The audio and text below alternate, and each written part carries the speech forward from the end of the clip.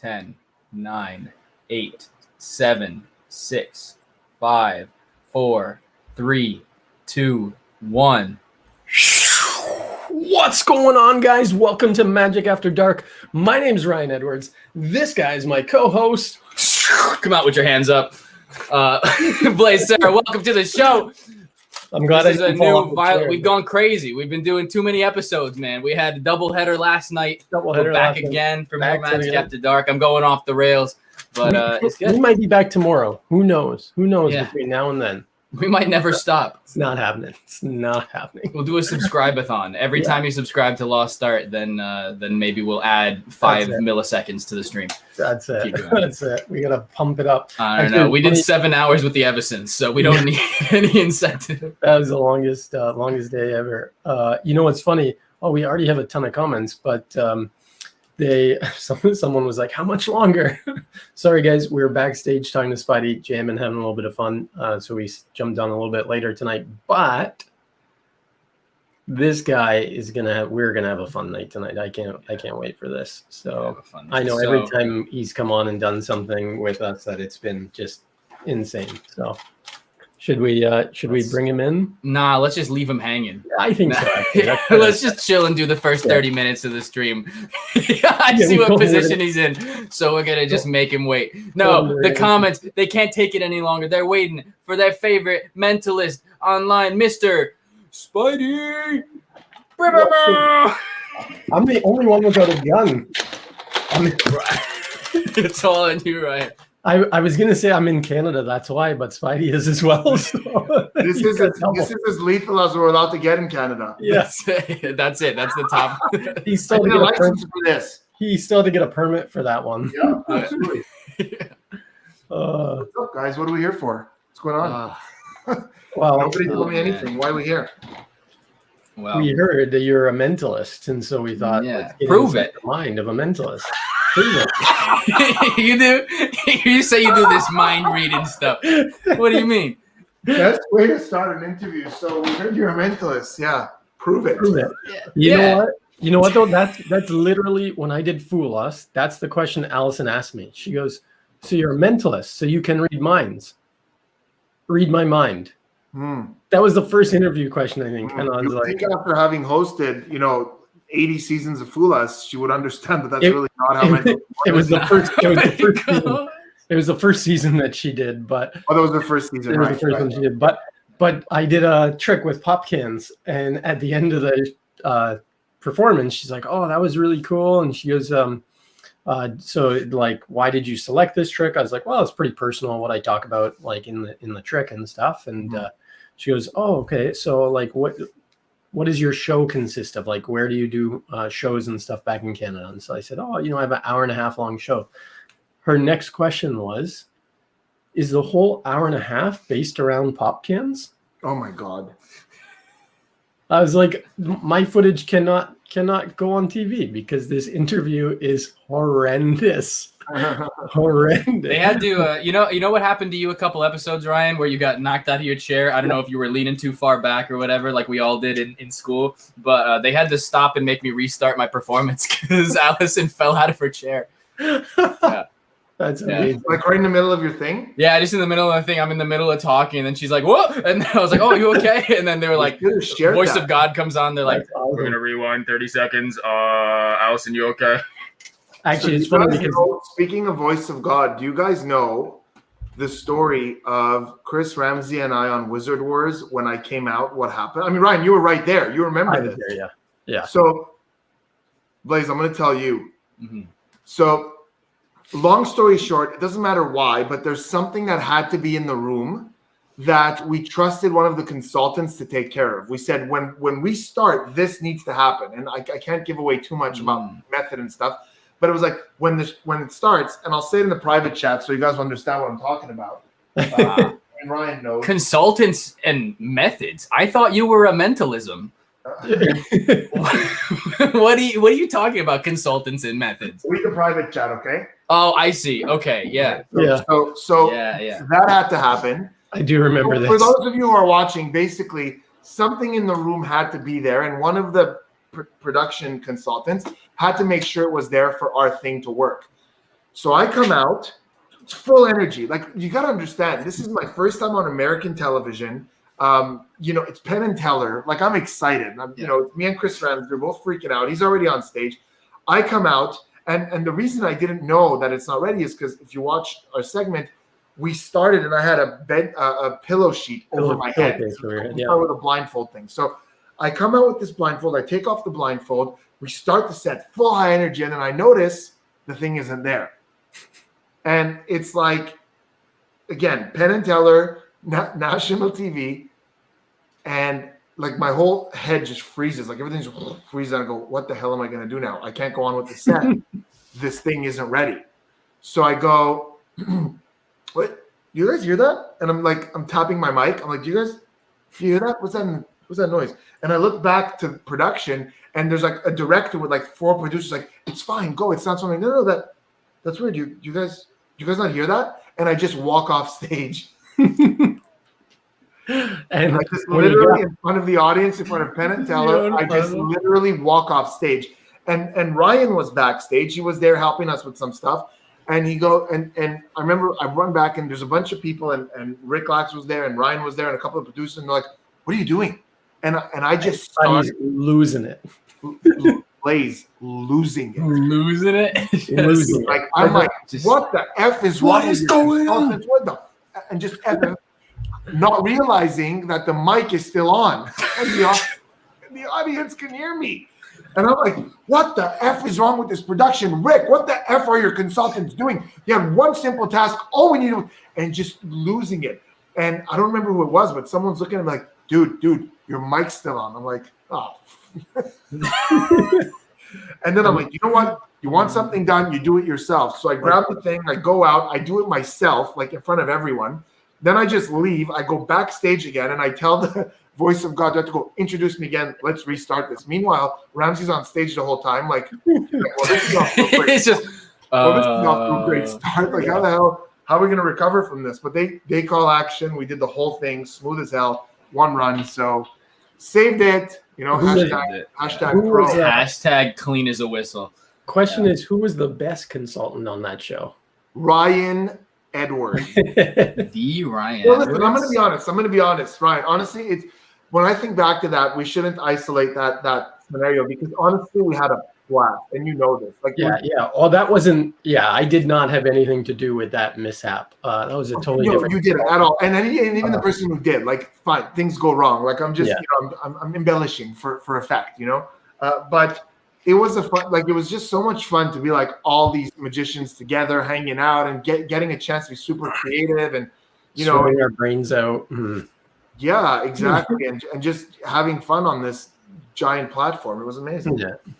But we had Bizarro as our consultant, and he had some great ideas. It was really helpful to have someone, because I create a lot of like presentation and clever like mentalism methods, but he has some great ideas for visual stuff.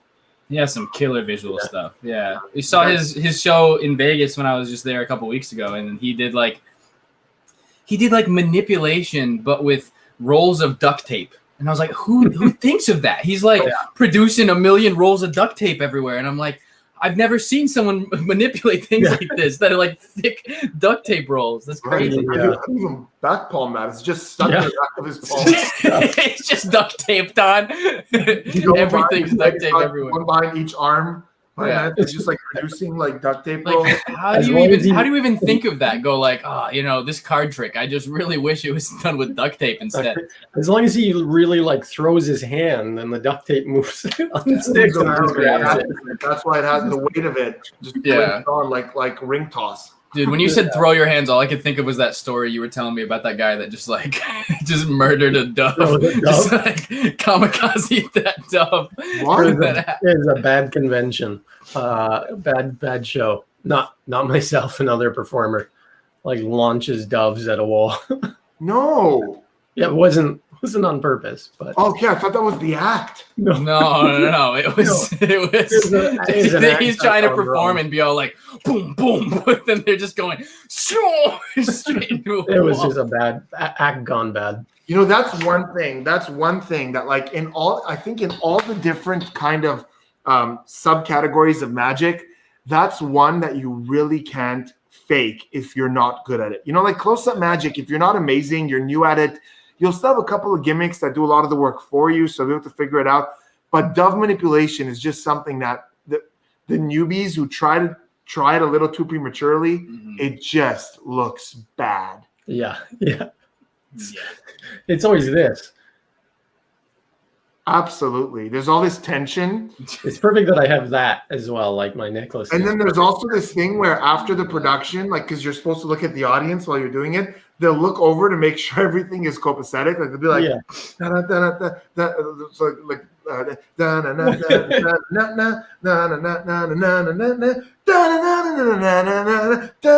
they just look to make sure. Just keep making sure. Just like make sure they're alive. Did I do the right color? Or oh man, got it. Oh my god! I saw a video the other day of someone doing a gig, and they used. It was the first time we ever saw someone use a car as a servant. And they use they have their car behind, just keep chucking stuff in their car window, and they're like, "All right, let me do this trick," and then they finish that, throw it in their car, and then he produces a dove. He's like flapping the dove's wings for it because he must have done something bad, and then he's just like, "All right, you go in there." Just in the car, like in the car. So he produces the dove and then throws the dove in the car window, then does another trick and just throws the top hat in the car window. It would be really cool if the climax of the show was like he opens the door and there's nothing in the car. It's like he just made everything disappear. That wasn't it. No. He's now changing the ending of his show. No, what would be bad though is like throwing a dove in your car. You got to think that when he gets in his car to drive away, there is a lot of poop. Absolutely. And also, like, what's stopping that dove from just flying right back out the window? Yeah. Well, he's got it perfectly trained to stay in the car. Maybe his assistant is in the of course, perfectly trained. Like maybe his assistant is in the passenger seat like this.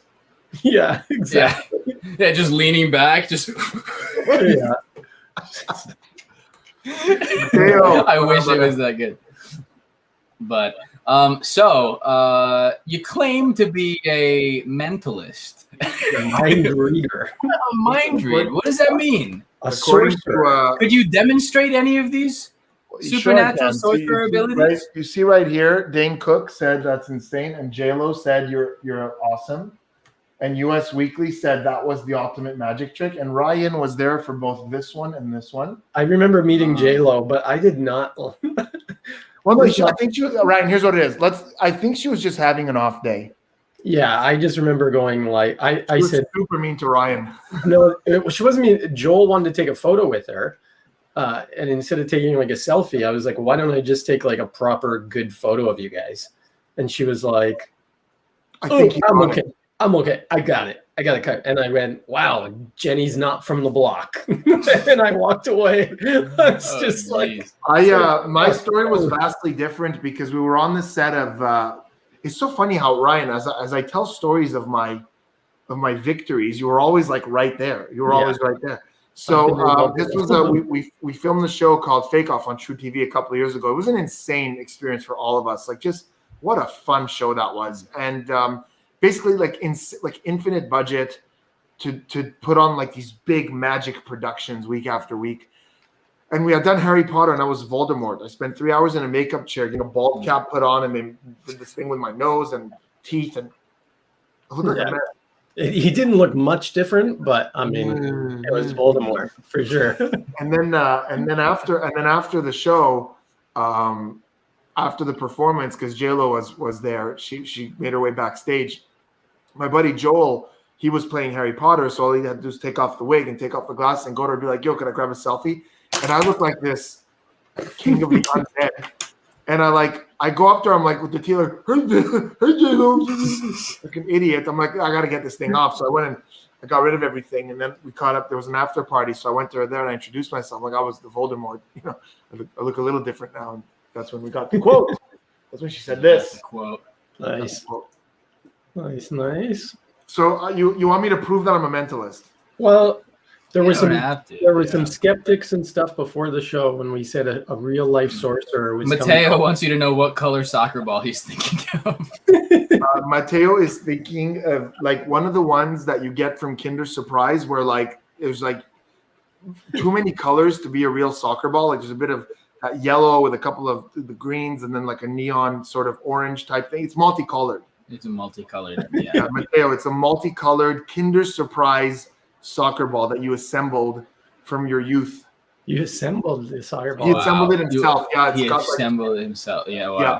Yeah, it's got like 2 or 3 little pieces, and you assemble it's a plastic soccer ball. He's thinking blood, sweat, tears, and super glue in this soccer ball. Mateo, let us know if that's correct. That was the wrong soccer ball. Yeah. Wow, Mateo, lie. See, this is why we have to have them write down what they're thinking of beforehand, so exactly they can't change their mind. Because Mateo clearly was thinking of a pride flag soccer ball. Why and else then he changed his mind at the last moment. Yeah, why else would we have people write things down at the bottom right corner of no other reasons. No other reason. Yeah. Not at all. Yeah, why else would we have them write things on suspiciously thick notepads? Exactly. It's not suspicious at all. Yeah. Why else would we need to take I think the rest of the notepads are suspiciously thin. I absolutely agree. Why else would we need to take back the thing they wrote on? Obviously, it's for to rip it up, of course. To rip it up. Of course, to rip it up. Otherwise, it makes sense. All right, let's try this. So I want you to write this down so you can't change your mind. But we don't need that. But we don't need it anymore. Well, because once it's folded so many times, it's really hard to rip, and so a spectator may not be able to. You don't want to embarrass them, put them on the spot. So you and that's also why we keep our things in envelopes. That way they can't see it, but also it's not creased to where it ruins it. That's it. It's got to stay pristine. Mentalism. Most mentalists are OCD on things, as we learned with the Evisons as well. Jeff, it's like me with his yard, like no weeds anywhere. It has to be meticulous. I have a lot of weeds in my yard, but only because I have a tortoise and like they love to eat those weeds and stuff. So it's like a buffet. Nice. Do you go out and walk your tortoise? No, I wish I could, but like I'm very against sort of like putting animals on leashes that don't want to be on leashes. Like we've been trying with the cat also because my cat loves outside, but doesn't like harness or collar or leash. So I'm trying to figure out ways to. It's just not really happening. How long did it take the turtle to tell you that it didn't like the leash? It's not that the turtle told me. Probably said it very slowly. He was like, no, harness. It seems like Homer Simpson talking about donuts. Like, donuts. All right, do you guys want to see evidence that I'm of the mentalists? Yeah, let's see something. Yeah, you see dead people? Going wild, and I kind of want to do a couple of things and bring my laptop here so I can like see what people are saying. But I'm just gonna assume no one's saying anything too nice. So before we do this, I'm outnumbered by Canada right now. I feel threatened. But one American is 2 Canadians, so it's actually even right. Yeah. So it's even right now. Exchange rate is exactly. How many Canadians does it take to screw in a light bulb? That's a good question. Let's think of a good punchline. Well, if it's Spidey, it's 6. If it's just myself, Spidey would call me to do it. Then 0 for me. Yeah, I mean, but if you were stuck by yourself, I mean, I guess it's like golf, so like lower number wins, and if Spidey's at 0, then like he's always winning. Always winning. Yeah. All I do is win, no matter what. See, no, but here's the thing. I just get light bulbs you don't have to screw in. They just float. There you go. First mentalism reveal. Wow. That's the reason my mentalism show isn't that good, because like 20% of my focus is going on constantly making the light bulb float. So I only have 80% available for all my other feats. Limited resources, Also, I want to share this. I took it down because I wanted to do a reveal, but Ryan made me this. Look at that. It's basically a book that you can't read. Yeah. Wow. I've got this one here too. Ryan, how do you do? Did you make this by hand? Yeah, it's all folded pages. What does that say? Magic. Magic. Mania. Ryan, you did this by hand, or you have people who do it? No, I do it by hand. You physically made this? Yes. That's so what? Cool. So do you put like a stencil and just like fold delicately everywhere that needs to be folded? Just scissors? No scissors. Edward Scissorhands. Yeah. Yeah, he just takes 30 seconds like cut my beard. No. No, it's all folded up. So you gotta figure out which pages fold and stuff. It's amazing. But what if I want to read the book? You gotta read between the lines. Make up the story where it's not I sense this book is about read between the folds. Blood of 10 Kings. Edward Scissorhands. Edward Scissorhands. How good would that Edward Scissorfingies. It's quite coincidental that the author of this is Edward when this looks like Edward Scissorhands. So you're trying to distract us from seeing that you have the mentalism powers. Evidence of mentalism. Now, first talk to my grandma. Okay, we're gonna pick someone. No, you know what? So Ryan and Blaze, we didn't let's be honest with the audience right now for 1 second. We didn't set anything up. You guys don't know what's happening. Not at all. Okay. I got to be honest with you guys, and Ryan is probably going to corroborate this as well. When I meet people and I say what I do, I say I'm a mentalist. They go, there's one thing I hear very often. They go, I don't want to be friends with you. You're reading my mind all the time. I'm going to be honest with you guys. First of all, that's hurtful. It's a mean thing to say to someone. It's very hurtful. Someone's trying to entertain. But second of all, I got to be honest. And again, Ryan's probably going to back me up on this. I don't use mentalism that much in my day-to-day life. It's too much work. It's not really worth it to pay off. Also, like it's contextually. You're already tired out from that light bulb. Exactly. I'm exhausted. Like the light bulb is always floating. So like it's very tired. What's something that makes you tired? Tiring. It's very tiring.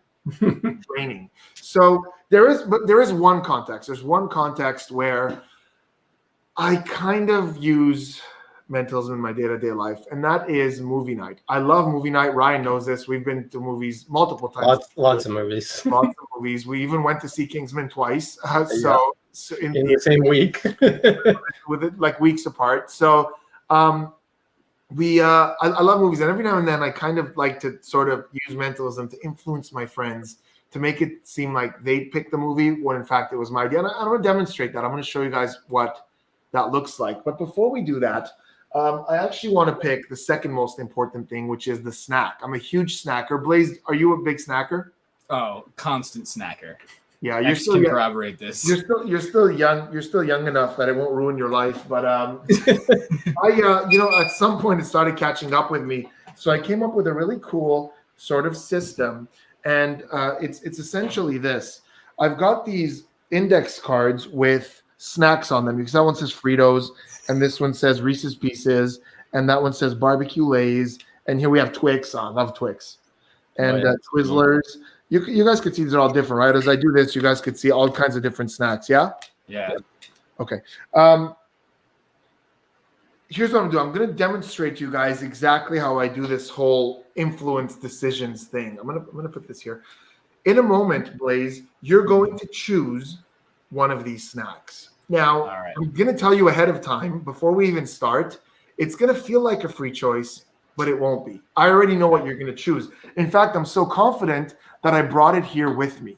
It's this. Are you a fan of Pringles? Yeah, Pringles are dope. Cool. So you're going to choose original Pringles. I'm a huge fan of those. I already brought it because, Blaze, like I said, I know what you're going to choose. There's no real choice here. So as I go through these one at a time, Blaze, I want you to say the word stop whenever you like. As I go through them like this. Stop. Right there. Mm-hmm. You don't want to keep going. That's good. This is the one you stopped me at. I'm going to put it right there in full view. I want you guys to make sure, although we're doing this virtually, there's no chance of me switching that. That's the one you said stop at, correct? Mm-hmm. Wonderful. That's when I said stop. I want you to see this. You could have said stop one earlier, and that would have been Lifesavers. Big fan of those. Love those. You could have said stop one later, and that would have been peanut M&Ms. Also delicious. But you said stop right there, Blaze. And I told you that I was going to predict ahead of time which one you were going to choose, and that my prediction was original Pringles. Well, Blaze, you chose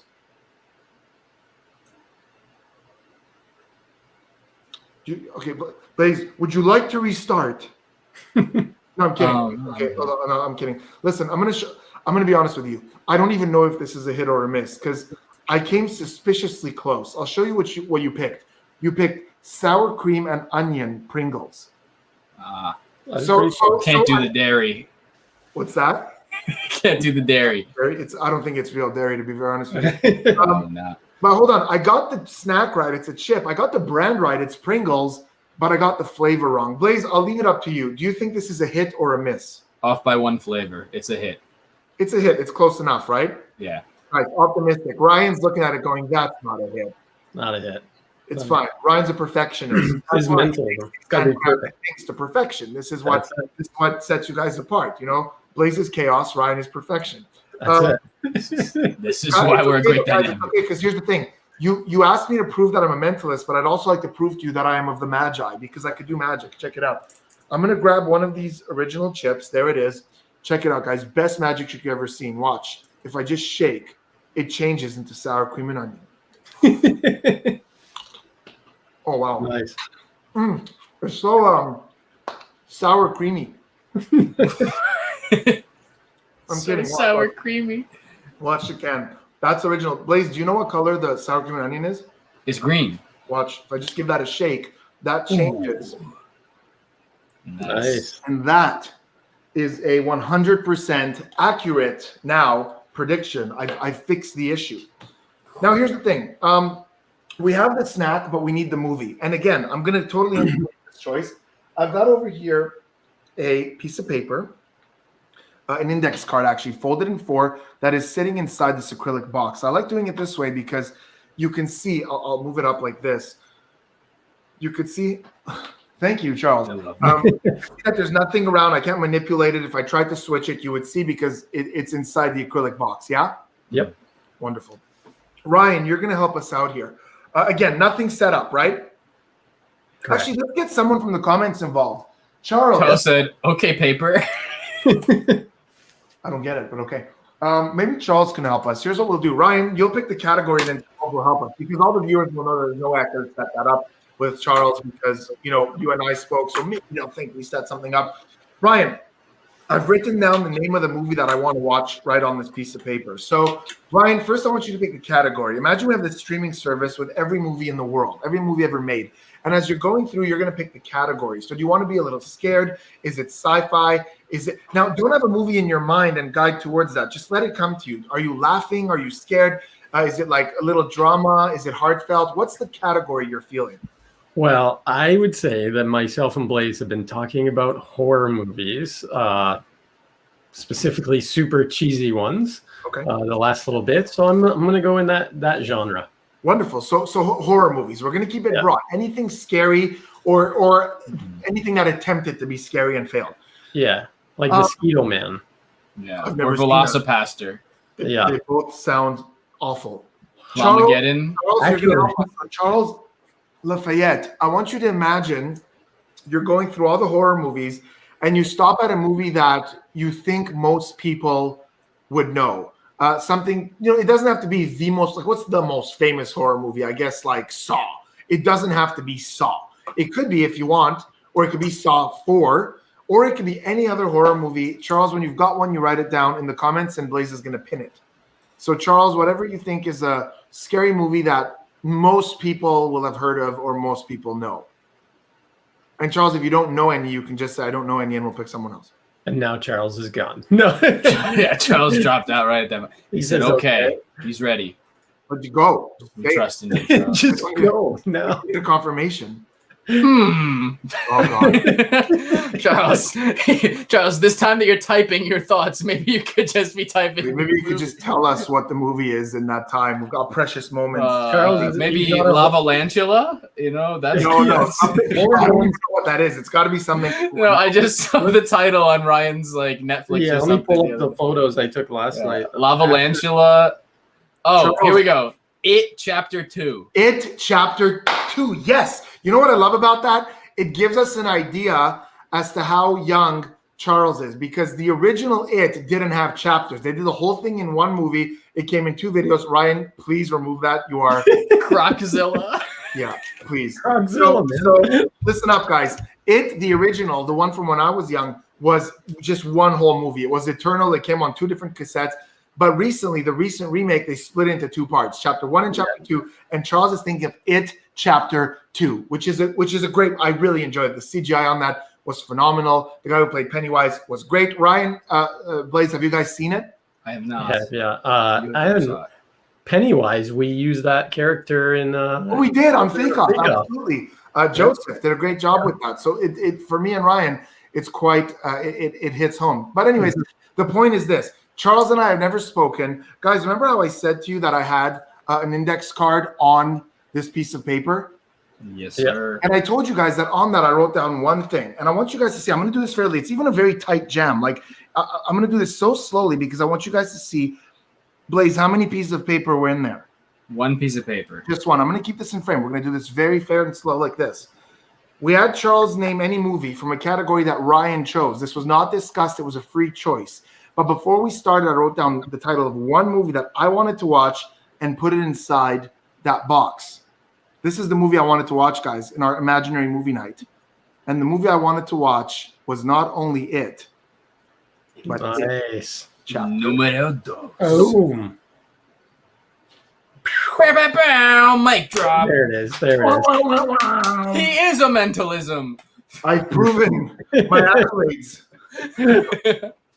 I'm gonna write here. He is a mentalism. Exactly. He is a mentalism. It's just what a great quote. Oh, Charles is losing his mind. I think next time freaking out. We're going with Lava Channel. Lavalantula, dude. Lavalantula. I need to see that movie just because Lavalantula is the funniest word I've ever read. Spiders 2. Oh, Spiders. Is that an ode to my career? Spiders 3D. Spiders 3D. Are these all about Spidey Kelly in 3D? Yeah. The creature below. It's like amazing. The what? What was that name? Nom nom nom. Nom Pringles. The creature below, dude. Lavalantula. Is it a lava tarantula or is it a lava lamp tarantula? I'm gonna watch this one. Crawl or Die. Guys. Joseph Polio just called me a Mentalorian. I love that. Mentalorian. The Mentalorian. The Mentalorian. Ah. Oh, the pianist, guys. The pianist. Get it? Oh, that's cool. Sick. Okay. The pianist. He's got pie in his name. Yeah, the pianist. That's a good name. He used pianist. pie as a sound. He needed to be here last night. I hope he watched last night's episode. What happened? Oh yeah. There was just a lot of very technical talk last night. It sounds very like technical talk last someone night. that has pie in the name. Sounds like they would have loved that episode. Yeah. If you're interested in programming and crypto and all right, of do you guys want to see the closer from my show? Oh, of course. And then after that, we'll talk about stuff. So I'll do one more, and then after that, we'll talk about the serious stuff. All right. Oh, yeah. Okay, so... it only gets serious from then on. Oh, yeah, guys, the joking and the fun is over. After this trick, we're talking serious. I actually have some activities planned for you guys. This is actually too much fun for what we allow on this program. So, we're letting it slide. I gotta get a little more serious now. Look at that zoom in. All right. Look at that zoom in. He looks like, and all we see is the white wall behind him. He looks like he's Wang. You guys are so fancy with your techniques. I just move closer to the camera. I'll be like X. I'll be over here. Right. Yeah. Exactly. Social distancing. Yeah. I spend all my money on a nice camera, so I don't have anything to do the fancy stuff with. But look at this autofocus. Nice. All right, here we go.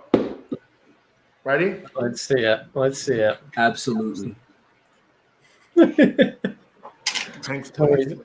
I can't do any of that fancy stuff. So I mean, I can. I just haven't set it up. Here's how I close the show. So I basically at the end of the show I tell my audience, listen, guys, for this last piece, I want to show you guys something completely impossible, something that nobody can explain. Because some of the other stuff I do, you might say, okay, he's good at sleight of hand, he's manipulating our thoughts. I want something that has no possible explanation. And before I do it, I want to say this. I don't believe in supernatural abilities. I don't think that anybody on this planet actually has supernatural abilities. I know it sounds crazy, given what I do, that I don't believe that. But I think the reason I do what I do is for this lifelong pursuit to find something that I don't think exists. And I'm fascinated by it. I collect things that are, used in that sort of supernatural domain, although I don't really believe in them. And one of my favorite pieces from my collection is this over here. I want to show this to you guys. This is a spirit box. There's a drawer in there. You could see right to the back of it, nothing in there. And on top, you could see some engravings. Yes on the top and bottom, and no on the sides. And I'm going to hold that right there. I'm going to set it down right there. Now, this is a spirit box, and psychics used to use this with a pendulum. And if the pendulum swung between the yeses, that was a yes, and between the no's was a no. We later found out that it was something called ideomotor response, slight movements in the wrist that was causing that. So this literally has no supernatural abilities, although some people have believed it does. I don't have a pendulum. I have something far better. I have a pendulum-style bell, old chain, old hook, nothing in there. And that goes on top of where it says yes. Now, I'm going to study it right there. Now, Blaze, I want this to reveal something to us that hasn't happened yet. And I have the perfect way to do this. I've got a book over here, and I want you to see. This is called Celebrity Fails. I picked this up at an airport back when travel was a thing. And I'll show you every even page has the name of a celebrity on it. Like you can see right there, Justin Bieber on page 2. A 2-page spread about that celebrity, ending with a bunch of silly quotes that were not their proudest moments. It kind of looked like Blaze for a sec. You see a mugshot there too. yeah, absolutely. That's so weird. So been in the witness protection program. Canadian hero. Yeah. I was a Canadian hero once. Bustin' Jeeber. Bustin' Jeeger. No, I was trying to see if it says anything about him. It doesn't. There's just a silly mugshot. Anyway, so this is really perfect because we know for a fact that every even page has the name of a celebrity on it. Now, Blaze, I want you to think, let's see here. There are about 126 pages. Blaze, in your mind, think of a number between, an even number between 2 and 126. Don't say it. Let me know when you've got it. Okay, got it. You got it? Yeah. Awesome. Now, here's the thing. In a minute or two, you're going to tell us the page. I'm going to flip to that page, and all of us together, we're going to find out the name of the celebrity that is on that page. But until you say that, Blaze, nobody can know. Because no one, you know your number, but you don't know the celebrities in this book. I know the celebrities in this book, but I don't know your number. So nobody on this planet knows the celebrity that you're going to think of. Which is why I'm going to ask the bell to reveal to us the celebrity that you haven't even thought of yet. Because that's pretty much as supernatural as it gets. Access to information's unknown. Just the initials, though. I'm going to stand up and step away from the table, and I'm going to ask for the first initial. Here we go. We are asking the bell for the first initial of Blaze's celebrity. A, B, C, D, E, F, G, H, I, J, K, L, M, N, O, P, Q, R, S, T. You guys see that? The way it wiggled as if something was pushing it, but nothing is physically in contact with it. You can see that. It's just hovering above the S. And that rang when I said T. Ryan, let's get you to help us with the second one. You're going to get the second initial for us. So just start reciting the alphabet loud and clear at a steady pace, like A, B, C, so on and so on. Ryan, go ahead. A, B, C. Did you guys see that? Wiggled as if something is pushing it. But again, I want you guys to see there's nothing in contact with it, nothing here. There. Nothing there, nothing there, nothing there, nothing touching it, no threads. Yeah. But that's signaled TC. Now, to me, that's not the most amazing part. That's really damn cool. But the most amazing part is nobody knows if that's correct. Blaze, you're the only one who knows your number. In a moment, you're going to tell us, I'm going to flip to that page. If TC makes even a bit of sense, even if it's close, I want you guys to go nuts in the comments. If you're here from my channel watching this, hit that subscribe button. That's how we show excitement in the YouTubes. Blaze, in a loud, clear voice, what was the even page? I was thinking 44. 44, 44, yeah? Yeah. We already knew 2 was Justin Bieber. and 4 would have been Arnold, and 6 would have been Brittany, bound. Nice. So you could see all the right Paris Hilton and Jack Black, Kanye West, all different. Mel Gibson, 28. You can set Jay-Z. I'm not seeing any TCs yet. That's page 30. Charlie Sheen, page 34. Shaq, 38. Jessica Simpson. Okay, here we go. Bill Clinton, page 42. But Blaze, you said page 44. And the bell said TC. I'm going to do this very slowly, guys. On page 44. Ooh, Tom Cruise. Nice. Freaking Cruise. Nice. Absolutely wild, mate. Let's see the chat go nuts. What? I'm kind of offended. Charles said that he didn't think I'd be able to do the alphabet. It's like, Well, no, I think what he meant, snap. Ryan, I think what he meant is like you would have said Z at the end instead of Z. mm, But yeah, Whoa. sub Kyle. I meant to click the whoa. Oh, you had to go to one, but you clicked sub Kyle instead. Yeah. Is there flirtatiousness going on in our chat, guys? People are, our chat has become just Tinder, I guess. that's it. Yeah, exactly. Lost Art Magic, where you meet your soulmate. I don't want you reading my mind. What's going on? Let's be honest. Spade! What is a Z? It is, Ooh. yeah. It is the last letter of the alphabet. But there's a Z in Z. Yeah, and then there is there's a two Z other in Z. letters. There's a Z and Z, and there's So- an M and M. There's a Z in Z. So Z would be spelled Z-E-D-E-D, right? Blaze, did this remind you of the Omegle? Yeah, exactly. The Omega. So Spidey, myself, and Blaze, we play this game where we hopped on Omegle, and we can hear each other through Discord, and so we're telling each other what to say to people and stuff. So I came on, I said, "Yeah, I'm a mind reader. I'm gonna read your mind." And I would tell people to go through the alphabet, and I'm talking to them normal, like, "Hey, I'm Ryan," da da da da, and then they start going through the alphabet, and I'm like, "Oh, hang on a second, A, B, okay, C." How many did you say? 3 E's? Like how many E's? And it just takes then we needed to set a time limit because these people would sit there just trying to teach you the alphabet for 10 minutes. And you finally get to the end of the alphabet and they forget that you were trying to read their mind.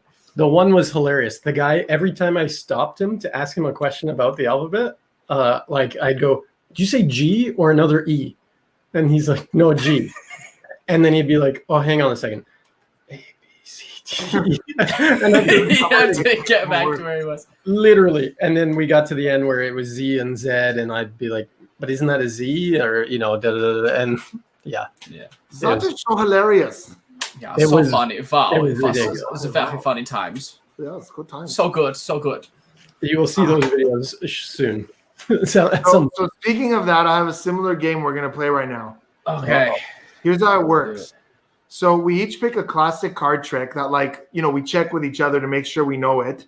And basically, one of us has to perform the trick, but one of the other ones is doing the pattern, and the one performing has to match the pattern. I'll give you an example. So Blaze. Yeah. What's a classic card? Can you do twisting the aces? I don't do it twisting the aces. Okay, do you do? It's gonna be difficult. I don't do too much card tricks. Or you could do a vicious or a triumph or something. You do a triumph? Sure. Yeah. We could So is it the standard select, shuffle them up? What are the shuffles? What's the shuffle sequence? I do where it's actually shuffled, and then I have to sort that out later. Wait, what? Yeah, Blaze does hard close-up magic. Well, no, I mean I do something if it's almost like Kostya's kind of. Okay, so you do Kostya's triumph. Sort of, yeah. In terms of what we see, that's what we're so there's a selection. Hold on, does it start with a shuffle or it starts with selection? Starts with it can do either. It can do either. Yeah. What do you prefer? Yeah. I mean, starting with shuffle is nice because then you cover things with the replacement. Wonderful. So then from the shuffle after that, they pick a card. Do you take it out or no? In this, we can take it out. Sure, yeah, we can take it out. And then it goes back in. There's some more shuffling, and then triumph. Yeah. Okay. So you're gonna perform that. So, but all we're gonna see is your hands, and I'm gonna be doing the pattern. Okay. Let me. But your gestures have to match the pattern. This sounds interesting. Okay. Let me see here. I'm gonna just do this to make sure that I get my other camera on. Turn this off and deactivate, activate. Let's see if I have a full deck up here. Spade. Great. All right, here we go. Show for us, Spidey. Do you do the double lift? Zoom in. All right. Can you zoom into your hands a little or no? You just step closer like Spidey. The other way. Yeah, the other way, Bozo. Okay. Whoa. Wow. Shots fired. All right, so remember, Blaze, you're not doing anything that isn't justified by pattern, okay? Okay. Like the pattern dictates the trick, not the way around. Mm-hmm. All right, so ready? Hold on, I gotta get closer so I can see what's going on. All right, guys, hope you guys enjoy this trick from Blaze the Great. Hold on. Cool, Charles. Awesome, man. I hope you enjoyed the envelopes. My chair just popped, so I might fall on my bum. All right, Blaze, ready? I'm gonna switch decks. We're gonna do it with this one instead. All right. Ooh, look at those guild. Look at these. Ooh. Where can you get these? Ooh. N0ONE.shop. Boom. No one, because Spaders is in the comments. All right, Blaze, ready? Yeah. So until the trick is over, silence from you. Laughter is acceptable, but nothing else. Here we go. Hi, everyone. My name is Blaze Serra. I'm from Italy originally. I don't know if you guys know, but it's in Europe. You know, like if this was the globe, then Europe would be somewhere in this area. But I'm from Italy, which is a little bit lower down by the heel of the boot. Yeah, that's where my family's from. And I'm going to do a card trick for you guys. So this is my deck of cards. This is called that was a dribble. Now I'm going to show you guys a riffle shuffle. As you can see, the edges are very shiny. I want you guys to see the edges of this deck. They're really fantastic, almost like a mirror. Look at how they reflect. By the way, I'm sorry my headphones are in the way. I don't know why I'm wearing them. I have no real need to hear anyone, but I'll just move them out of the way like this. I'll just take one off. That's perfect. Okay, so I'm going to start by mixing the cards right now, and I'm going to mix some cards face up, some cards face down. I'm going to make a complete mess. And it's a big disaster of cards here. I want you to see some going up. There's a bit of a riffle shuffle for you. So it's making a complete disaster. Wonderful. Oh, what's that? Something on the back of my hand. Give me one sec, guys. Something on the back of my hand I got to get rid of. Yeah, sorry. I don't know what that was. So as I go through the cards, I'm going to shuffle some more. Now I'm going to go through the cards. I want Ryan to name a card or just say stop whenever he likes as I go through the cards like this. Ryan, go ahead and say stop whenever you like. Stop. Right there? Wonderful. Yeah. Do you want this one or the next one? Oh, the next one. That one right there? The one that's face down? Yeah. All right, take a look at that card. Remember it. It's okay if I see it to the 4 of diamonds. Can you remember that? I think I got it. Awesome. I am now going to close the cards up. Yeah, so, but I want you to see, like, it could have been any one of these. They're all different, right? It could have been any one of these or those. And forgive me while I do the Roadrunner. And now I'm just going to do a little strange gesture, but it's totally justified. Also, notice the stripes on my shirt. They're going horizontal, but not vertical. Vertical would be this way. Vertical is different, right? Vertical is like when it goes from top to bottom. But these ones are going horizontal. Yeah, right, like across, right? So you have the vertical and then you have the horizontal. And that's how you make a fire, by the way. When you have sticks, that's how you make a fire. But on my shirt, it's horizontal. Yeah, so this is how we make fires. So now the cards have been completely mixed up. Your card is somewhere in there. Now, a lot of people think that the way to do this is to snap your fingers or to blow on the deck. But I don't do that. I have a very different gesture. It's very elaborate, and it looks like this.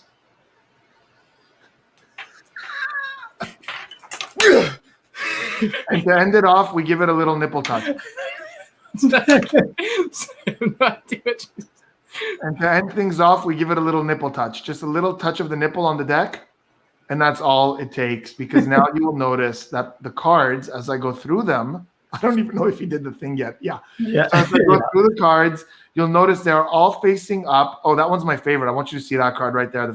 No, go back. Yeah. Look at that one. It smells real nice too. Yeah, that one, that's my favorite. It smells real good.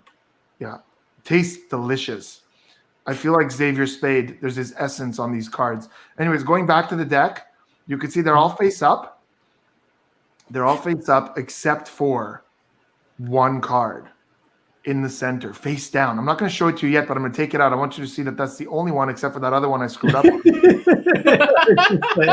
a double back. There are two that are face down. There are two that are face down. I'm going to take one in each hand. Take one in each hand. And Ryan, time for some equivoque. Okay. Which one do you want between my left hand and my right hand? Always the right. The right hand. Mm-hmm. So we're going to keep, Blaze, we're going to eliminate that. We're going to eliminate the one you said. That leaves us with, now, before I show it to you, I just want to make sure it tastes right. Because I just want to make sure that's the one. That's the one. Yeah. What was your card, Ryan? The 4 of diamonds. Lo and behold, the 4 of diamonds. Yeah, that'd be so much better if we threw that away. Last nipple touch to celebrate. Yay! Good job, Blaze. Boom. Woo! All right. That was a fun segment. That was fun. I love you're like, all right, put one in either hand. Oh, it's because this one's a double backer. I was like, what did I do? Oh, that's so what I said. Double backer. I was like, what, how did I mess this up? Like, I think it's probably the double backer. Yeah. just all right. You want the right one? Okay, great. I didn't even know which one the right one was, so I'm waiting for you to do the thing. Yeah. Just go. All right, so we'll throw that one away.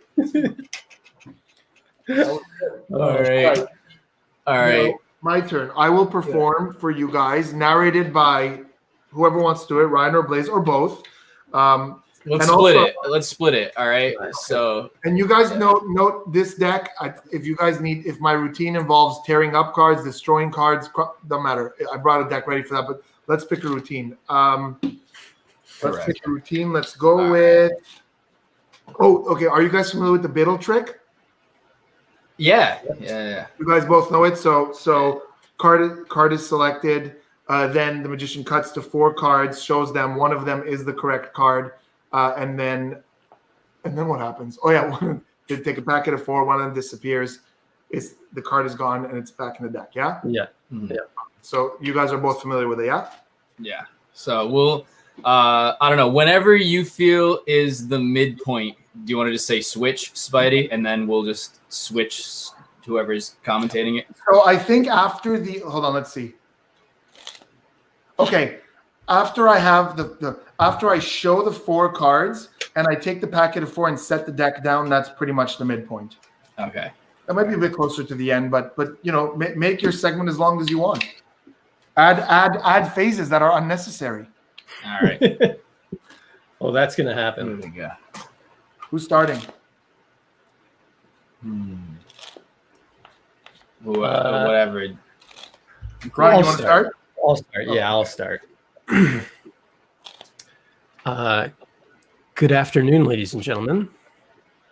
My name is Spidey. It's kind of like, the little thing that crawls across the table. A lot of people are scared of it. Yeah, I am petrified myself, but people still call me Spidey. It's weird. Get it. I don't know. But today I have an incredible card trick for you. This is going to blow your minds. Yeah. So first, I'd like one of you to select a card. I'm going to spread out the deck. Actually, maybe I'll put them down one at a time. No, I should spread the deck. That'll be easier. Well, hang on. What do you guys want me to do? Do you want me to put it down one at a time or spread? No, let's go with spread. That's much easier. Yeah. Stop. Blaze, you say when you'd like him to stop. Okay. Oh, he went through too quick. Stop. This one? Or would you like the next one? Next one. Maybe the one before? Before. Before, not the one after. Yeah. Okay, the before. The one after the one that's before. So the one we started on. Oh, yes, that's a perfect Yeah. selection, sir. Thank you for selecting that one. I will now take out that card and show it to you. Please remember this card for everybody. We're now going to lose this card inside the deck. And Blaze, you will now take over. All right. Now we're gonna give the cards a mix up. I didn't tell you I was gonna mix them up, but you know I just figured that you'd want it to be fair if I mix them. So I'm gonna cut the deck into, let's say, 3 piles. I'm gonna cut the deck into 3 different piles. Actually, that's not fair enough. Let's go 6 piles. We're gonna cut the deck into 6 different piles. Okay. And now, all right, Ryan, can you just pick a pile? Oh, definitely back left. Back left. All right. So we're gonna put that one down first. Okay. And now I'm going to put all of the rest of the piles in whatever order I feel, because I'm the mentalism. Oof. So much finesse. Now I wanted to take a brief intermission and just say, have you guys seen how sexy this photo is behind me? Have you guys seen this hat? I mean, J-Lo said it was pretty awesome. It was pretty amazing. So now I was on the Discovery Channel, and we're gonna discovery some magic right now. So let's get back to the deck. Now I'm gonna try and find your card, but I'm not that good. I can't just look at this whole deck and find your card out of 52 cards, or well, out of whatever's left after the ones I threw on the floor. Actually, you know what? I think that your card's one of the ones I threw on the floor. I'm gonna pick those up now. Is this your card? All right. Now I'm gonna pick say 5 cards that I think yours could be one of them.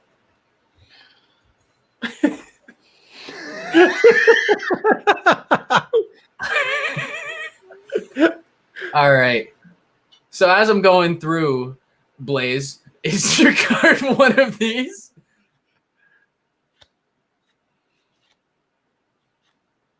Huh. I feel like my card might have been in that. Yeah, it was definitely in that. All right. Now I'm going to do a magical gesture that you've never seen before. After I do another false count, though. I'm going to do another false count. And then my magical gesture is actually just a 3rd false count. That is my magical gesture. I don't snap here. I just keep counting. All right. And now out of these 5, most certainly 5 cards, your card is this one. No. It's this one. No. Okay, we got 2 left. I'm going to put 1 in either hand. I'm just kidding. We got 3 left. We've got 3 cards. We got 3 cards left. I'm going to keep counting them. All right. No, it's this one. It's definitely this one. I'm just kidding. We don't need Ooh, it's close, but not it. No, it's this one. Wait. Hold up. Wait, where'd your card go? It appears at this point I may have made a mistake in my mentalism. But you know who knows that I never make mistakes? J-Lo. And I'd just like to bring you back to the quote so that you know J-Lo and Dane Cook know that this trick can't fail because it's both insane and what? And that's insane. And that's awesome. So the trick can end here because, you know, you've already said that's insane and that's awesome. But let's take a look at, I don't know, let's just take a look at the deck of cards and let's move on. Let's do something else. Oh, what do we have here? Oh, what'd you look at that? There's 1 in the middle. Ryan, out of all of these, was your card the Ace of Spades? No. Well, that sucks. Because I didn't pick the Ace of Spades. I picked the there's no ace of spades. But your card was the 3 of diamonds. bada bing, bada boom. That was great. There's no ace of spades. Was Was it one of the ones you threw on the ground? I don't know. I had to teach myself. A 4 for 5 count because the biddle trick is done with 4 cards, not 5. Yeah. But you said 5, so I had to like improvise a 4 for 5 count. You always do it with 4 cards, not 5. Yeah. It's the Elmsley. It's just easier when they think you have 4. It's just easier to go 1, 2, 3, 4. Oh, I see. Okay. Yeah. I always learned it as 5. The original was 5. So that's why you started laughing. Yeah, the original We're gonna take biddle out trick 5 was cards. the original biddle trick was 5, and there was some really complicated like procedure there. It's actually quite interesting. The original biddle trick, they would think you had 5 cards, but it was actually 4, and 2 of them were reversed. And there was this weird sort of, I don't remember what it's called. Spade might know where the count looks like this. You go 1, 2, 3. Well, that's not supposed to happen at all. Hold on. Give me a sec. 1, 2. What the hell was the count? There was like you showed each one as having turned over, and then their card would disappear, but I can't remember the count. It was something like 1, 2. No, I'm not remembering this. Or maybe it was 1. No, that wouldn't make sense. 4. So I don't remember it. Okay. I don't remember it. Moving on. This is why I do the mentalism. X just left it hanging right there on that count. I don't know what the hell's going on. Now you hijacked us with your own segments. I think we've got to assert dominance now. Okay, go ahead. Sorry. Ryan, do you think red, black, or purple? Ooh. Should we start them off light and go red? Let's go red. I think red is starting off light. He's not ready for black. Yesterday we started purple first. We started purple last time, but I think red is the way to go. So and I know Xavier tuned in just to hear it. And we played it really late last night, so he may have missed it. But now, so here we go, Spidey. We have, who are you? Ladies and gentlemen, it's that time. It's time for 20 questions. It's time for 20 questions. Yeah, it's time for 20 questions. It's time for 20 questions. Yeah, put 2 minutes on the clock. 2 minutes on the clock. Put 2 minutes on the clock. 2 minutes on the clock. Here we go.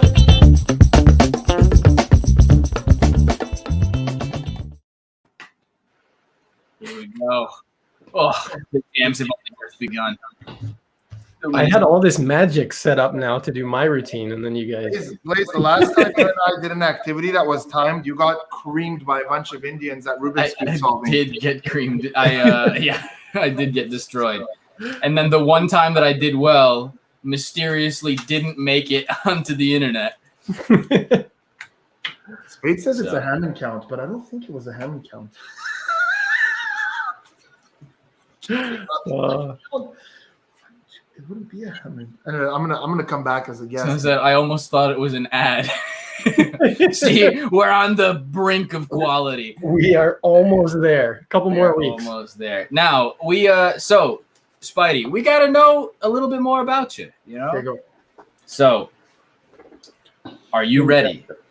Yes. The way this game works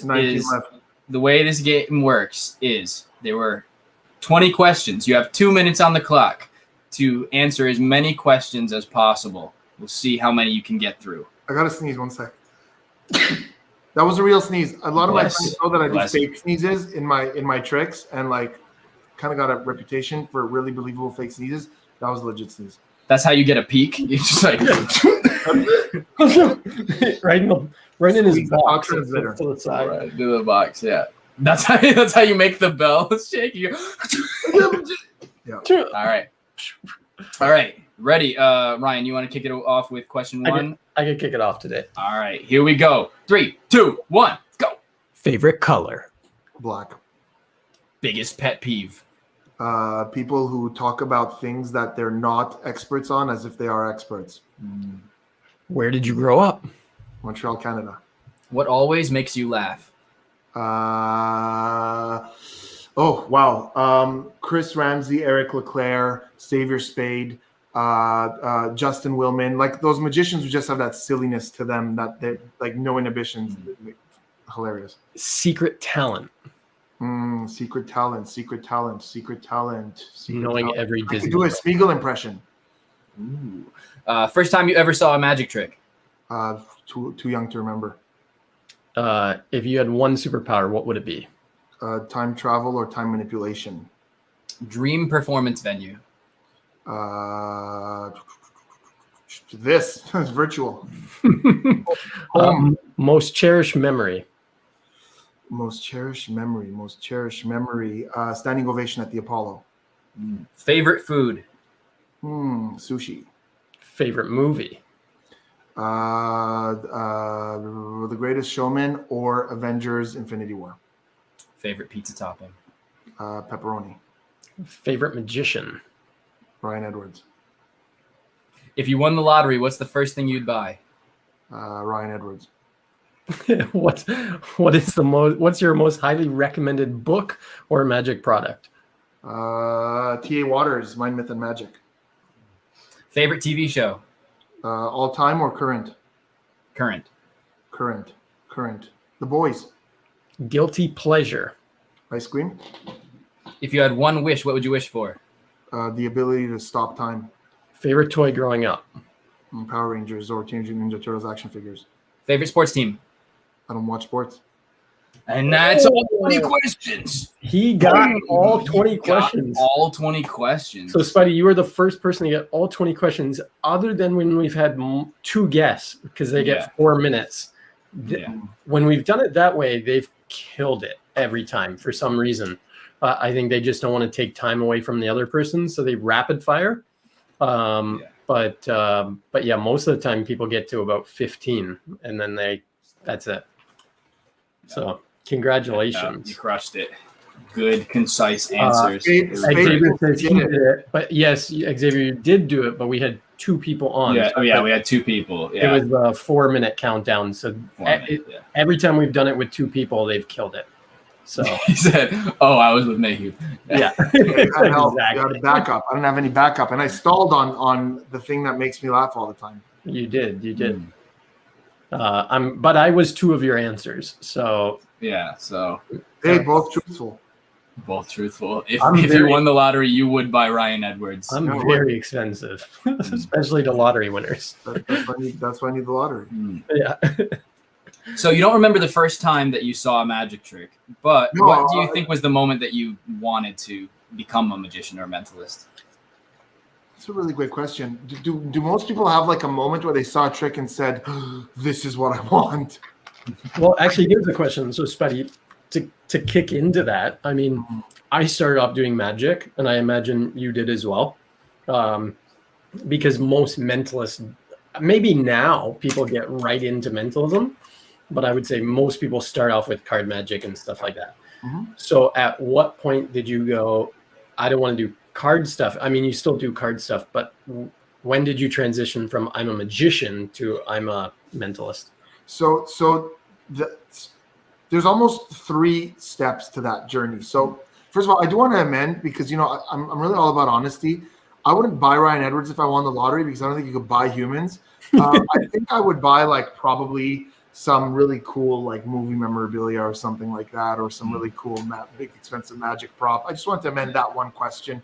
Also, favorite magician. I love Ryan. I love Blaze. I love too many people to have a favorite magician. I don't really have a favorite magician. So back to this question. I like the previous answer better. Ryan was very content with the previous answer. It was the first one that came to mind, but I I respect too many people to give one answer to that. But Ryan is on a very long list of amazing magicians that I respect and love. So My decision to do magic, I think, or mentalism came in 3 parts. The first one was when I was very young. My dad would travel to Vegas and come back with like these little silly little tricks and stuff. And I don't know if you remember, Ryan, Magic Works. It was like these little kits they would sell at the toy store. It was it was like a Tenyo. It was basically Tenyo, like one cool trick. And I was really into it back then, but it was more about like getting it, knowing the secret, and then there wasn't much else that interested me. So I would like perform it a couple of times, and I didn't care. My brother was really into magic tricks when we were younger. The second time I got really like exposed to magic was when I was in Vegas. I was a teenager. I went with my dad, and I was walking around Caesars, and I saw the Houdinis where they do those demos. You know what I mean, like with the floating card and all these things. And I was like, "Holy, you could buy this? This is something you could buy." So I bought everything and really got into it. Hey, Sean, thanks so much, man. And then mentalism, I think, was like sort of, and Ryan, I don't know if this makes sense, but I feel like mentalism at first was more of a budget thing than a decision thing, because I started booking like shows and some people wanted me to do something on stage. And what do you do on stage if you don't have an illusion or you don't have an apparatus or you have no skill to do a manip act? Yeah. You do mentalism, because mentalism you can do with paper and envelopes and books and things like this. And you can get away with that. If you're good, charming, you got a good presentation, mentalism is very minimal in terms of props. So at first, it wasn't really a decision. It was more of a budget thing and knowledge thing. I knew more mentalism than magic at the time. At the very same time, I started releasing my work on Theory 11, and it just so happened that the ones that did really well, or the ones I decided to release, because at the first they all did pretty well, they all were mentalism. So all of a sudden, people are talking about how I'm a mentalist.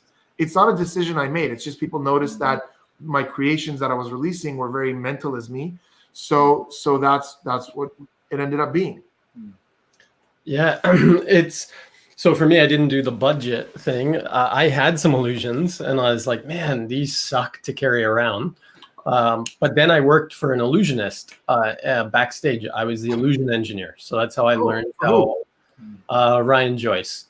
Oh, cool. Great guy. So we traveled around all over the place, and I would, help put the show all together and do all the behind the scenes stuff. And so, I mean, I already knew how all the illusions worked, but it was really cool putting them all together, building them, making sure everything worked, doing all the lighting and stuff. But we had to rent a huge cube van. He had to rent a warehouse for everything. He carried 23,000 pounds of equipment to every show. So there was like 5 or 6 of us. We'd have to take everything off the U-Haul and then put it all together, pack it all up, and it was crazy. And at that point, I was doing some mentalism as well. I was doing close up because before the show, if everything was set up, I would go out to, if there was a lineup of people, and do close up out there for people while they were waiting and stuff. And so at that point, I had started doing some mentalism already. And I was doing mentalism and I was like, this is getting such a great reaction. And I always say, I feel like, to me, it felt more real than me cutting a woman in half. Yeah, because no one was screaming that I just murdered this woman on stage and putting the police on me. But when I did something with mentalism and I read someone's mind, at the end of it, they were like, this is nuts. This is not right. And so to me, magic should feel as real as possible, because I thought that's how it felt hundreds of years ago when people were performing magic. It was real to spectators. And so how real mentalism feels is both the thing I love the most and the thing I hate the most about mentalism. Yeah, fair enough. I could see that going both ways. But Spade says Spidey got into mentalism to kiss my brain cheek with his mind lips. That's a great quote. We had some really awesome comments. With his mind lips. Oh my God. But then I said I wanted to be able to put my whole show in the trunk of my car and travel with as many people as I wanted in the car and travel anywhere in the world. And now I'm like, can I fit in a backpack so that I could travel even further and stuff, right? And that's what's great about hypnosis, because with hypnosis, your show fits in the palm of your hand. Yeah, exactly. Yeah. So there's a question. What do you like? I mean, obviously you're doing mentalism, you're doing hypnosis, and you've become very popular in the magic community and on YouTube and stuff. What do you prefer performing though? Like if you woke up tomorrow and you could only perform one, hypnosis or your mentalism show, what do you perform? It's a good question. They both offer something so different. Hypnosis is very sort of almost casual, fun, having a good time with your audience. It's all about them. But mentalism, I think, is where my heart really is, because I love creating, these awesome things we get to do on stage and bring them to life. I do very little things on stage that I didn't create. So it's really like, it's more of me. You know what I mean? So I think mentalism, yeah. Nice. I also still have a huge love for magic. Like when I do social stuff, like if I go to a party or something, or I'm hanging out with people, I still love to do close-up magic. And my close-up is a very 50-50 mix of magic and mentalism. Nice. Absolutely. Yeah. Do you feel like by switching to the mentalist branding, it helped you to stand out and secure more bookings and things? Like, did that make an impact? I think with mentalism, there's a certain level of having to educate the audience as to what it is. And I think, Brian, you would agree that there's a bit of a struggle with that, to where when you say to someone you're a magician, they know what it means. Now, whether that's a good thing or a bad thing, I don't know, because some people go magic. I love magic. Because we go magic. Oh, we had a magic. Like preconceived notions. Yeah. Yeah. We had a magician at a couple of years ago, and he was terrible. With mentalism, less people know what it is. So you kind of have to educate them on it, which is why when it comes to mentalism, your promotional material really, really matters. Quotes and videos and sort of like a nice website. So people look at it and go, okay, I'm not 100% sure what this is, but I'm into this. This looks good. Yeah. And then the other thing that's really interesting to me is when you label yourself as a mentalist and you do a magic trick on stage, people go, this guy was a mentalist. What the hell is he doing? When a magician does mentalism, you don't have that. It just, the mentalism gets pushed up as a magic trick. Yeah. Like Copperfield does mentalism on stage. He does two really, really good mentalism. Teller do an amazing book test, the best book test I've ever seen. And it's okay. It's okay for magicians to do our shit, but we can't do theirs. Yeah, I mean, I remember having a conversation with Kale Morelli when we were writing a show together, and we talked about how magicians have the power to do absolutely everything. They can move things, they can predict things, they can do card tricks and stuff. And it was like, so we based our show off of only having like one or two abilities. So like I could see into the future, but only like 5 seconds. Sure. And he had like super fast reflexes. So I could say, that's going to fall. And he'd be like, what are you talking about? And then the next thing he would kick his foot out and catch a cup that was falling off a table on his foot and stuff, right? And it was fun that way. I think that's why anytime I've written mentalism shows, they've always been story-based in that aspect where it was designed after one thing. Like the one show Limitless was all about, tapping into a greater percentage of our mind. The first half of the show was, here's what I do to practice that. And the second half was, okay, this is what you can do if you tap into your greater percentage, right? Yeah. What you're talking about, Ryan, the fact that magicians seem to have this unlimited number of abilities and they don't spend enough time explaining to the audience what each ability is. They just do one amazing thing to another, is the exact reason why magicians at their core cannot sell mentalism. Like, I'm not saying each individual magician can't. Like, if you take a certain magician on stage, like let's take, for example, my buddy Joel Myers, well, both of our buddies, Joel Myers. Yeah. If you take Joel and you look at his show, it's got as much magic and mentalism, which by default makes the mentalism less credible. Now, if you took Joel and he did just a mentalism show, he could sell it. He has the presentational capacity to do that. He's a little more like sort of. I was going to say he's a little more jokey than. But that's fine. He could still pull off straight mentalism, but because it's mixed in a show where, first he's making a bottle disappear, and then he's doing this mentalism thing, and then he's swallowing a needle, and then he's doing this other mentalism thing. Because it gets mixed up in that tornado, it becomes less credible as mentalism, because you're telling your audience, I'm a trickster. I do tricks. Yeah. So therefore, the mentalism becomes less believable. Mm. I'm not saying it removes some of the stakes as well, because like if, for example, like if a mentalist were to put a prediction somewhere that's on a piece of paper and it's there the entire time, like if you're saying that the only ability you have is that you can read minds and you knew someone was going to think of this or whatever, or you're going to influence people to think of what you predicted, then they trust that that reveal has actually been there the whole time. But if you've just been proving that you can just make things change, or you even do a color change with cards, and it's like, okay, I can change ink. So now why does that prediction on that piece of paper have any relevancy at all if we know that you can change ink, you know? Yeah. It's like it's like a Superman effect if you have too many abilities. Yeah, or exactly to your point. Like if you just made my card that I signed appear inside a lemon, then perceivably you could put anything inside that envelope. Yeah. Yeah, 100%. So yeah, you cue your audience, which is why a lot of mentalists do the whole I'm kind of getting like that whole hesitation thing, which I'm not so into, because it's complete fiction. And I get that a lot of what we do is fiction, but for me, I don't want to fake that I'm concentrating when I'm actually thinking about what I'm gonna have for dinner later. Well, we already know where we're going, right? Yeah. What? Do you remember where we go, Spidey, when you're in town? Where do we go? When I'm in your town? Yeah. Where do we go? We go somewhere to eat? Yeah. We've been to the same place a couple times. Where is it? Korean barbecue. Oh yeah, dude, absolutely. That place is amazing. Korean barbecue. Of course. Yeah. Bro, why don't I? Because I've been there multiple times. You're right. You were there with Kevin, with my manager. Yeah, yeah. Dude, that place is the garden, something garden. Or spring. No, it's spring barbecue. Spring barbecue, something amazing place. Wow. I miss that, dude. I'm gonna come see you soon so we can eat there. Yeah, garden, spring, it's off by one. It's the same kind of outdoors. I may be in Montreal soon because I'm having a tuxedo made over there by Devin. Oh, cool. Fun. Yeah. Yeah. That's awesome, dude. Let's hang out when you're here. Are you coming this summer?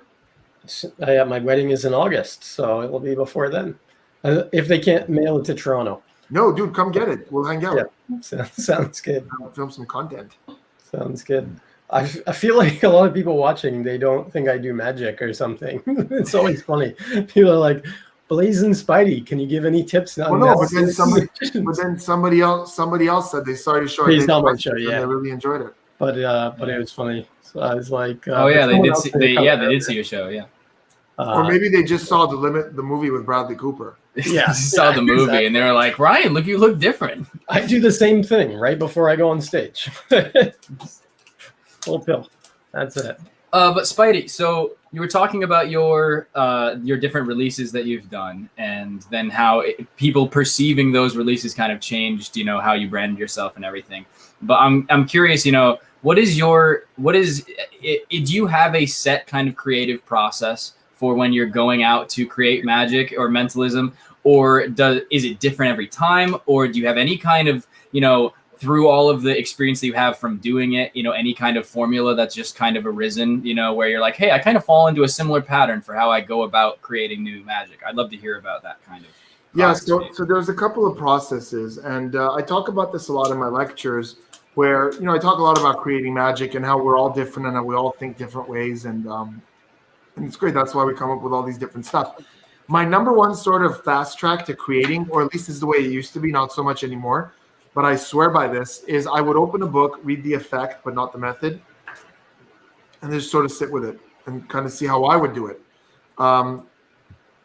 And eventually, you're going to come up with something that the author, because here's the thing, when you watch a video, like, we used to have the DVDs and the LNL publishing videos, you're seeing things. So you see that palm moment, you see that switch, when you read a book, you just get the effect. So there's so many blanks that your mind fills in, and you often come up with something better. So a lot of my earlier creations were that. I would read the effect, not the method, and I would come up with something better. Besides that, the way creation magic works, there are 4 types of magic creation. Effect-based, presentation-based, method-based, and prop-based. So effect-based is, what do I want my audience to see? What is the effect? Is something floating? Am I predicting someone's this? What's the effect? I sometimes do that, but very rarely. I rarely have like this effect in mind that I really want to create. Like on Wizard Wars, I guess we have to sometimes, but actually those very popular. Currently TV, like I want to have this effect, but it's very, very rare for me. I know a lot of magicians who do that. Blaze, you're one of them. That's your audio just got absolutely I was gonna say your audio went crazy there. Oh, is it Audio still? went crazy. You sounded better there. How's this? Yeah, that's that's way better. Oh, okay. But yeah, I do that a lot where I usually start top down of like either narrative and then this is an effect that would illustrate that narrative and then now I have to figure out methods to make that effect happen or just starting with the effect. Exactly. So you often, I know for a fact, start with the effect and say, this is what I want to do. And then you find a way to do that. And so effect-based creation is going to be the hardest process, but it's going to give you the most unique results. I rarely do that. Then you have presentation-based. Presentation-based is what is the trick about? Not what are they seeing, but what am I talking about? What's the takeaway from this? When they walk away, what did they learn? That's where I thrive. So I think about, it'd be really cool to work this into a trick or talk about that with, like you saw earlier, right? Movie night. I want to do something about movie night and I want to do something about spirits. Like this is through all my work. Even my releases, Psycho, it's all about Rorschach test and how I can work that into an effect. So I'm presentation-based. With presentation, you might get tricks that look similar to other things, but they're going to have a very unique feel to them. For example, you've seen someone predict freely something in a box before, but the whole using the Pringles as part of a changing prediction, working that with so presentation that gives you that, a very unique presentation. Then you have method-based. Method-based is, I have this cool method, what am I going to do with it? So I have dabbled in that. Every now and then I discover something really cool and I go, what can I use this for? Jay Sankey is an expert at that. When Jay Sankey learns a method, he will come up with 1,000 tricks with that method. And release every single one of them. And release every single one. So for me, method-based, it's happened where I saw a method and I was like, especially when it comes to taking magic methods and applying them to mentalism. I love that because like if you look at magic, like a Kennedy box, for example, something is teleporting into a box, but for a mentalist, that could be a prediction. A card to wallet for a mentalist could be a prediction, right? Yeah. Like, look what I have in my wallet. It was here all along. As opposed to, look, your card magically goes to my wallet. So I'll take a lot of magic methods and try to see how I can apply them to mentalism. So in that context, I use method a lot. Finally, it's prop-based mentalism. And when I say prop, I don't mean a gimmick. I mean, like, what can I do with this book? What can I do with this Nerf gun?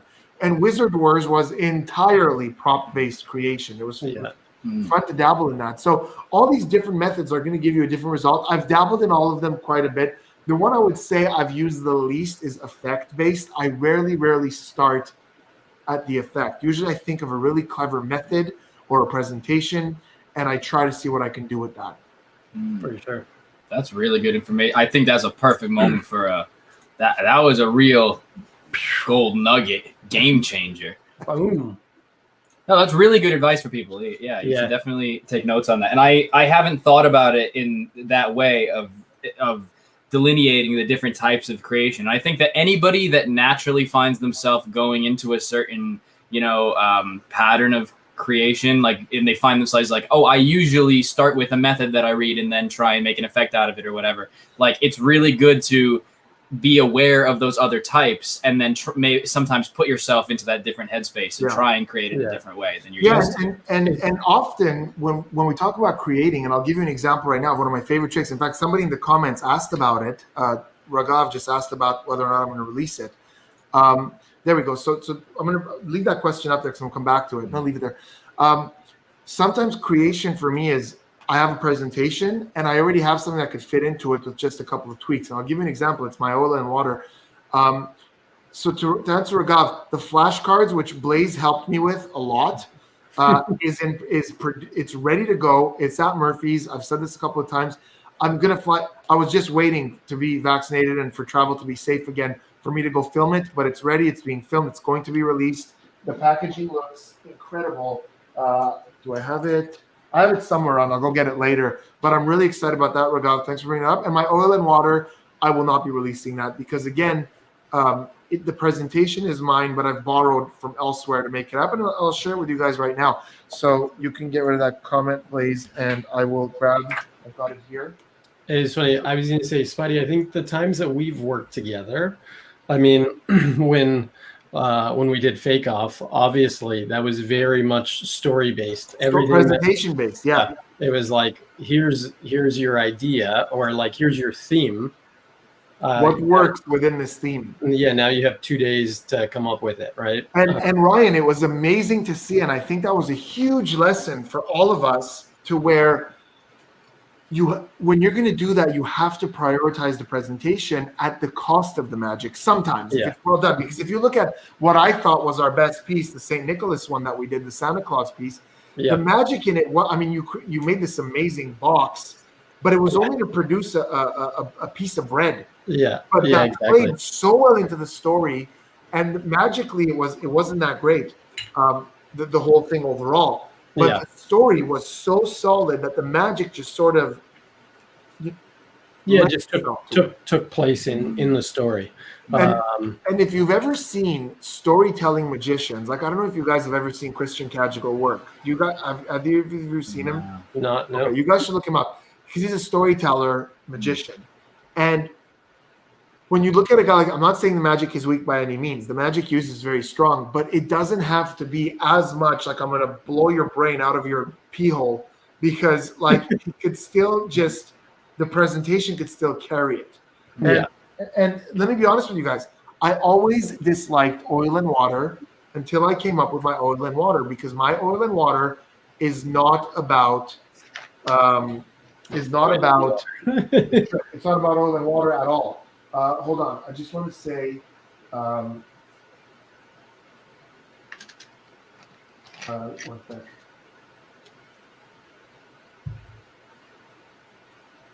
Thank you, ladies and gentlemen, for tuning in to Spidey. There he is. Thank you. So, Blaze, I wrote something in the private chat just between us, because I'm not sure who to credit for this, but I just wrote a quick note here, and then I just want to remind myself to just take a quick look there. Okay, here we go. Yeah. So I'm going to show you guys. So this is what I call a lesson in misdirection. So for a while, I wanted to do a trick where I sort of teach the audience what misdirection is while I misdirect. So here is my trick, which I call a lesson in misdirection, which is really just an oil and water, but I'm a big fan of this. So I'm going to present this to you guys the same way I would to any audience of layman's. So I've got a deck of cards here, and with this deck of cards, I'm going to demonstrate to you guys how magicians misdirect you. Misdirection is getting you to look one place as we do the magic elsewhere. So I want you to see the cards are mixed up, and we're just going to leave them in this order. And I'm going to I've got a couple of court cards back here. They're all ready to go. 1, 2, 3, 4, 5, 6, 7, 8, 9, 10. Perfect. These court cards are the ones that I'm going to use. And as for the deck, I'm going to place it aside over here. So, Blaze, is there a way to make it so that I'm the main screen and you guys are on the side, or you would have to ruin this whole function? Let me see what we can do.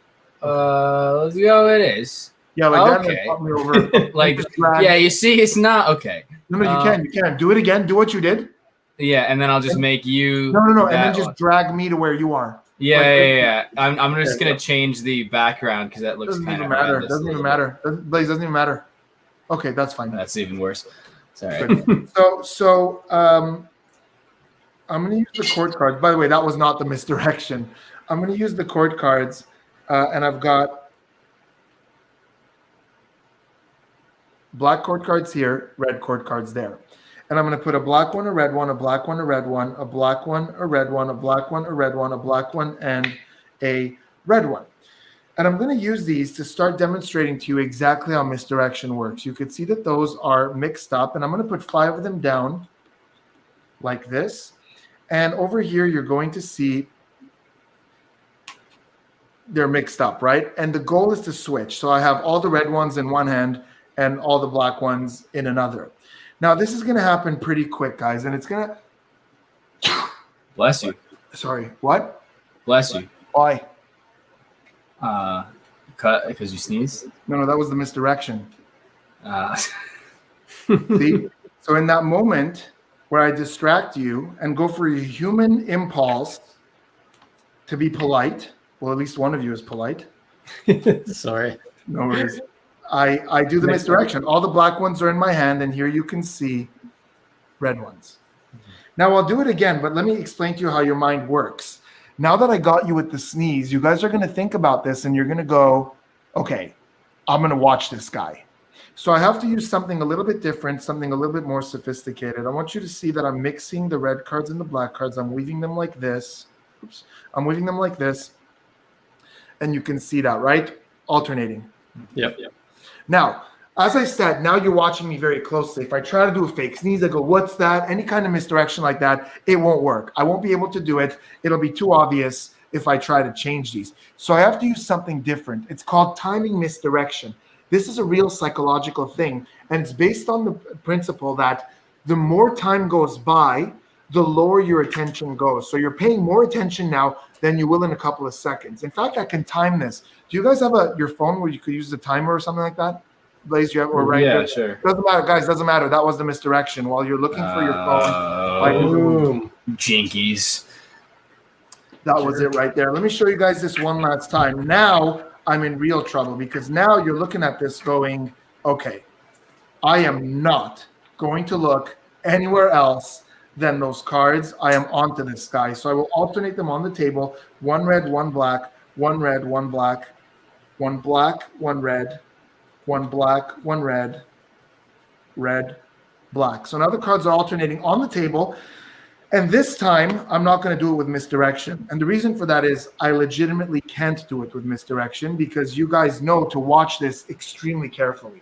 So I can't misdirect. I'm going to do it on the table without touching, no misdirection. Here it is. If I just snap, that's it. It's done.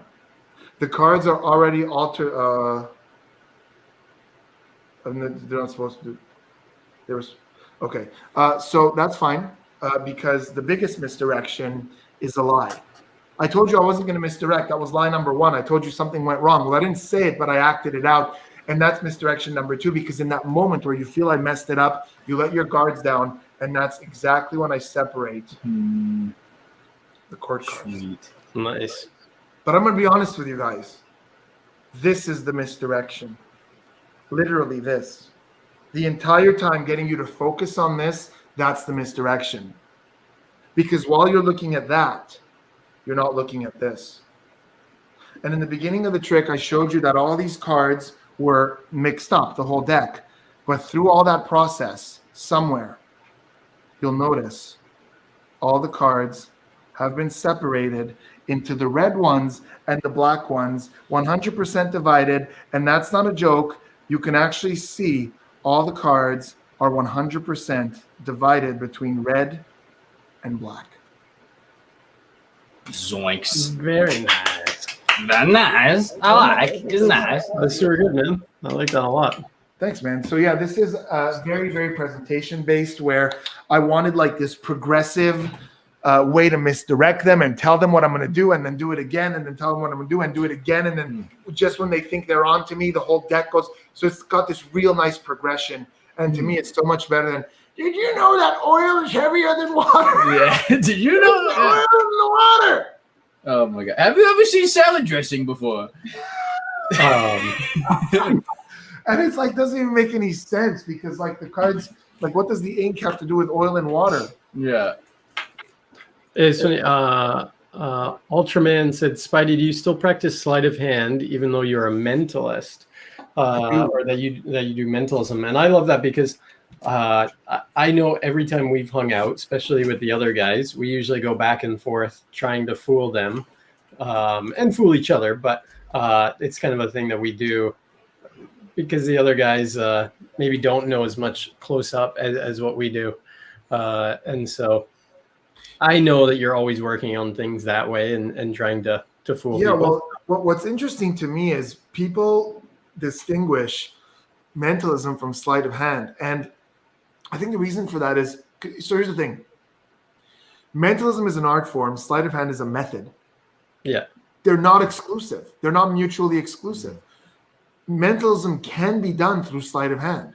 So yeah, I absolutely work on switches and like if you look at my channel, I have a lot of tutorials for mentalism, but it's sleight of hand, like a really good card force that looks really well and well practiced is very useful to a mentalist. A switch, a really good card switch, really helpful to a mentalist, especially close-up mentalism. So I absolutely practice all the time because, I was talking earlier about adapting magic method to mentalism. I do a lot of work with double blank cards, just like I did before with the snacks. I do a lot of stuff like that where the method comes from magic, but help mentalism. Absolutely, yeah. Hey, Will, my buddy Will is here. Awesome. Thanks for being here, Will. You guys see their shots by Will. Will's awesome. I met him back when actually I used to perform in resorts down south. I used to tour the resorts, and Will was there. He was the I was talking about him the other day. It's hilarious. He did excursions. So like this guy was literally like, if you go to a tropical paradise and you want to go on an adventure, he's the guy you go see. He had an excursions office, and people would go and book, like whether it was like canoeing, like in these waters with like all kinds of animals, or going on sunset cruises. So Will's job was legitimately adventures in tropical paradise. And the reason we're so close is because the only couch on the whole resort was in Will's office. So I was often on that couch. Nice. And we just became really, really close since then. And he travels the world and he does, drone footage, some of the best I've seen in my life. So yeah, the guy's definitely really dope. Great. And we Shots by Will. That's awesome. That's him. Shots by Will. Sean Hawk wants you to know that you've got him watching Judge Judy all the time now. Yeah, that's awesome. Nice. I talk about Judge Judy on the channel a lot when it comes to, because here's the thing, mentalists pretend like they're good at reading body language, and mentalists pretend like they're good at persuasion and influence, and then they use things that aren't body language and aren't influence to prove that that's what they can do. And I actually can. I spent more of my life studying actual body language and actual persuasion than mentalism, almost. I've been doing it longer because my degree's in social psychology, and that was the first time I was exposed to my earliest sort of thing about influence and conditioning and even reading, I remember not long ago we were both reading the same book on it. Which one was that? Spy the Lie or? It's been a couple months now, so let me take a look and remember which one it was. Will says he misses that couch. Will, buddy, I would give anything to go back to that couch. There was even a time where I took over Will's job and I was like giving people information about excursions while he was napping under his desk. Or this other time, guys, he had this mannequin in his office, like it was like a guy in a kayak, like with a paddle and a life vest and a hat. And I just got rid of the mannequin. I replaced it. Like I wore the thing and I just stood there while people, and there was this guy, will remember this, was a guy like, he's looking at the flyers and he's looking around, and he's like right in front of me. And across the hall was the reception where the guests check in. And our friend Allie was there dying of laughter because she sees me there and I'm looking at her and this old guy's just like looking at the flyers. That was freaking hilarious. You didn't, so he just didn't ever notice. Like you didn't like tap him on the shoulder or something. So at the end I moved and he jumped back and we almost killed the guy. But honestly, like if I tell you, like, first of all, we can't talk about this on a YouTube stream, but if I tell you guys the stuff Will and I pulled off when we were, like, think about it. Like I'm the performer of the resort. He's the guy who takes people on adventures. And this is like a singles resort. So just piece that together in your head however you want to. But Will and I had some crazy adventures. I miss it. Craziness. Yeah, crazy. That's awesome. Yes, it was Spy the Lie. Spy the Lie, great freaking book. What a book. Yeah. What a book. So that's Sean, I appreciate you bringing that up because it's crazy how people look at a mentalist and go, oh my God, he's a master at reading body language and micro expressions. And most mentalists, 99% of mentalists, have absolutely no freaking clue how any of that really actually works. And I like having that competitive edge because in my, like, you see this thing with mentors or even magicians where they go, okay, look at me, think of the color of your card. Oh, see how he looked up? It's a red card. Like, what? Yeah. What just total BS. did you just say? It was obviously red. How did you know? Yeah, exactly. Oh, it's red. Yeah. Oh, look how we look down. It's a low card. Like, shut up. Read a book and make your presentation more believable. Yeah. So what I told, Will says one of the funniest things I've ever seen. So Sean is talking about Judge Judy because on the channel I break down scenes of Judge Judy, and the great thing about Judge Judy is it's one of the few times where you're seeing a master interrogator, because Judge Judy, she's harsh, She's a beast, but her interrogation technique is rock solid. She sees the lie miles before it even gets there. Yeah. But second of all, in most cases, or in a lot of cases, you're going to eventually find out the truth. The truth is going to come out. So if you feel like you're practicing your tells, sometimes you watch footage, you have no confirmation because you don't know. But on Judge Judy, you're going to find out how accurate you were. So yeah, it's a great place to go if you're trying to learn how to read people and spot those little distinctions. So Spidey, OJ? I mean, he wrote a book. It's called like The Hypothetical, and it's like, if I did it, and it's like he's right. Yeah, the book is called I Did It. Yeah, it's like he did it, and he's writing like very explicit detail. Have you seen the interview with him when he's like going very deep into everything that happened, and then at the end he's just like, "Well, talking hypothetical, right?" Yeah. It's so bad to cover himself up. But have you guys seen this page on YouTube, JCS Criminal Psychology?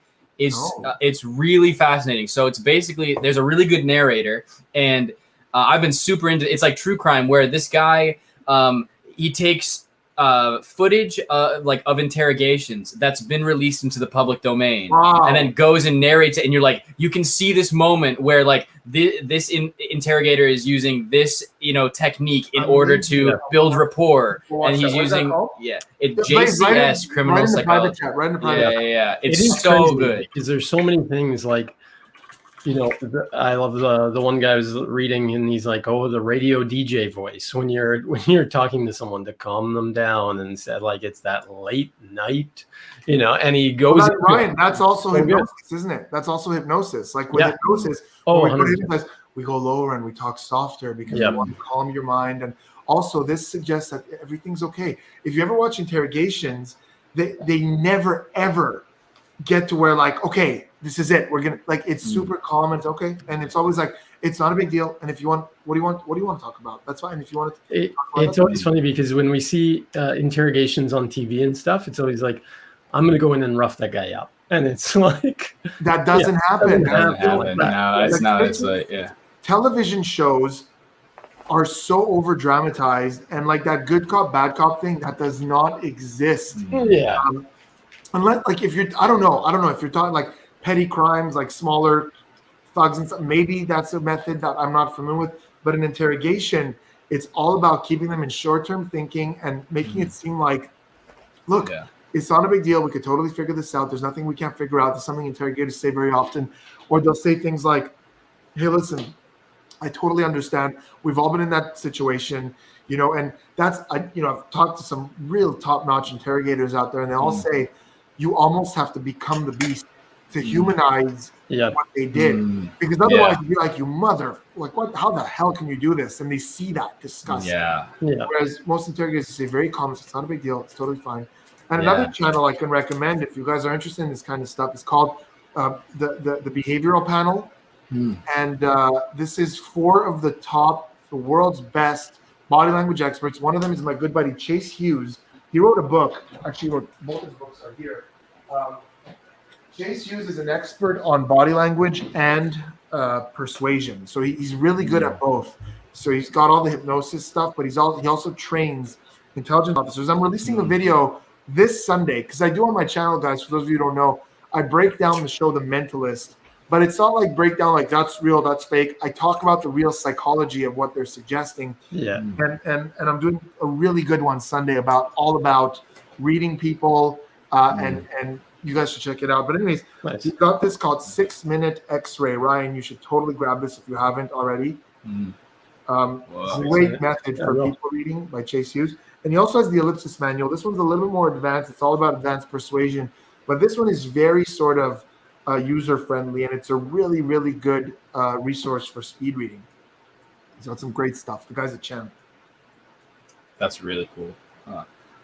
Yeah, it's so fascinating. Like, yeah, the interrogation tactics and being able to get somebody to finally be honest, like, and how you can kind of push past those walls when they have all of their defenses up, you know, and get them on. Like, because what you're talking about is like you have to get this person to be like, oh, this guy understands me. You know, he understands. You know, he understands me. Like, knows that. You know, knows where I'm coming from, so I feel like I can open up, and that's when they let the truth out. Absolutely, yeah. And again, you keep them in short-term thinking. In other words, if they start thinking about the consequences of their actions, they're going to withhold. Oh yeah, they're going to withhold information. But if they're thinking just about the now of this conversation and that trust you establish, you're a lot more likely to get that confession. And honestly, lie detection is mostly about getting them to a confession. Yeah. Lie detection doesn't allow any interrogator to go, "You're lying. We're going to lock you up." That's it. It's not that. You don't put the playing cards down and like L. Yeah, exactly. Or if it's true, just deal 4 cards, and if it's not, no. So in interrogation, this is where a lot of people misinterpret lie detection. Lie detection is not an end result. It's not like I detected the lie, I win. In interrogation, when you see those signs of deception, it's only a cue to pursue a line of questioning in that direction. It's not an end result. It's never an end result. Yeah, absolutely. Now that we're talking about telling the truth, Blaze, do you think we should get to the red slide? Or not the red slide, sorry, the purple slide. Purple, oh yeah. I think purple, well, yeah. I mean, purple, it comes out of nowhere. You know, we might be talking mid-sentence and, you know, we got to catch you off guard so that we know that you're giving us honesty. You know, we're mid-sentence and then... Lasagna! Lasagna! What's your favorite genre of lasagna? Meat. Lasagna. Veggie. Lasagna. Plain. Lasagna. Saucy. Lasagna. What's your favorite genre of lasagna? Yeah. So fun fact, when I was little, I loved Garfield, the cartoon, and he loved lasagna, and he would always have these little deep dish lasagnas. That was like the most delicious thing you've ever seen in your life, and I would constantly ask my mom to make that because that's what I wanted to eat. And my mom had no idea what the hell I wanted. I just wanted this lasagna that didn't exist. So Garfield lasagna is the answer to that question. Garfield lasagna. That's a quick answer. Most people cannot think of it. That's amazing. Yeah, most people get really thrown off. They're thrown off their rhythm when they see the words genre of lasagna. But I love that you were just like on our wavelength. Any behavioral analyst or expert or anyone who studies body language would have known that you were totally going to drop that while you were talking about not dropping it. Oh, absolutely. We hinted at it a few times. I went roundabout just so that, you know. Purple slide. Purple slide. Yeah, I mean, we knew the purple slide was coming at some point. It was coming. Yeah. So what's the black? What you didn't expect. Lasagna! The second time around. Question number 2. Spidey, if you bake a lasagna, one Garfield lasagna, and you bake a second Garfield lasagna, and you take that second one and you put it atop of the first Garfield lasagna, do you have one Garfield lasagna or 2? You have one big Garfield lasagna. Ooh, interesting. Do you guys know the? Do you guys know the boat of? It's a philosophical thing. What is it called? The boat of. I'm gonna find it. It's so cool, Ryan. You're gonna love this if you're not familiar. Is this like if you change a plank or you remove a plank thing? Exactly. Oh yeah. You know it. The boat. I know what the question is. I didn't know what the. I'm gonna tell. Hold on. Don't look it up. The Theseus. Don't look it up. Just remember, it's called the Ship of Theseus. Ship of Theseus. So, Ryan, do you know the Ship of Theseus philosophical debate? Not off the top of my head. I would have to look into it. There's a museum that has a ship. It's the Ship of Theseus. Yeah. But eventually, one of the boards of the ship, one of the wooden boards, starts to rot. So they remove it and replace it with another piece of wood. Yeah. It's still the Ship of Theseus, right? We all agree. You just replaced one board. Yeah. But piece by piece, it begins to rot until they change every board one at a time. Is the end result the ship of Theseus? Furthermore, if all the boards that were removed are cleaned of their rot and rebuilt in the exact same way, is that the ship of Theseus? And if both exist at the same time, which one is the ship of Theseus? Ooh. I hadn't heard the furthermore part. That's Yeah. very interesting. Ooh. So like if your car gets a flat tire and you replace the tire, it's still 100% your car. Yeah. The steering wheel breaks, they put a new one, still your car. They change the brakes, they change the engine. At what point Is it not your car? is it not your car? Or is it always? Well, is the end result always your car? I would say this, that if they took every board and replaced every single piece of the original ship, Yeah.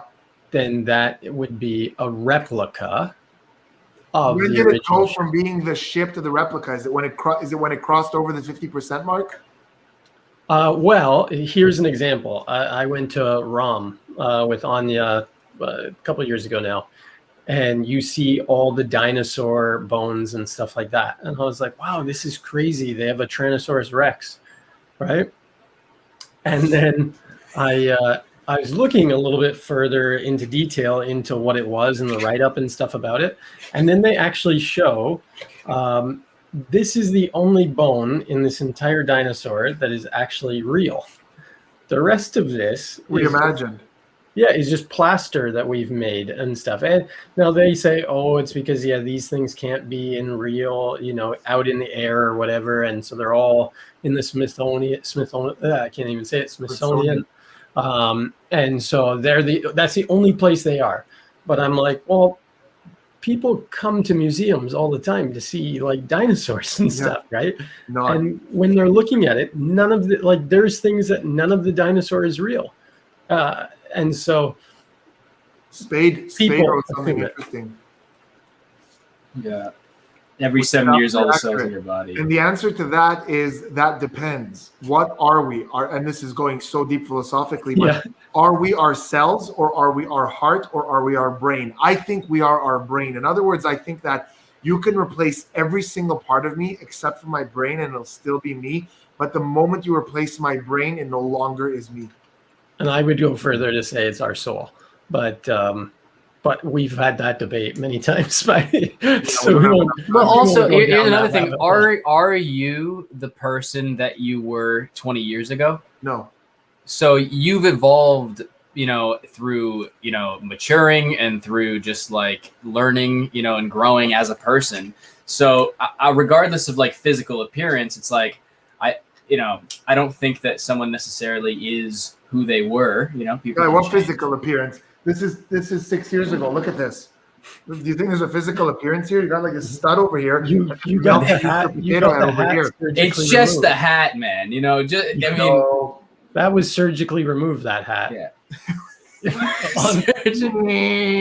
Literally on Fake Off, we were like, Spidey, you cannot wear the hat for everything. We got to take it off. And that was I think that was your start to not wearing a hat. Am I correct? Mm-hmm. After that show. Yeah, I just didn't bring enough to like have a different one each one. I didn't want to be that guy. I didn't want to be that guy who just wears the same hat every time you see him. I just didn't want to be that guy. He's Voldemort with a fedora. Yeah, it's either have 365 hats or no hats. Fedolvermort. That's it. Voldora. Voldora. But yeah, I mean, I don't know if it necessarily becomes a replica of the ship. I would after say you replace if they've definitely rebuilt it with the original pieces, that's the ship. Then that has to be at least, because if everything is shaped that way and stuff, then that's the ship. The other one is the replica. I would agree that at that point it's pretty clear. Where it's ambiguous to me is at what point did that become true? Yeah. Well, at what point in the replacement?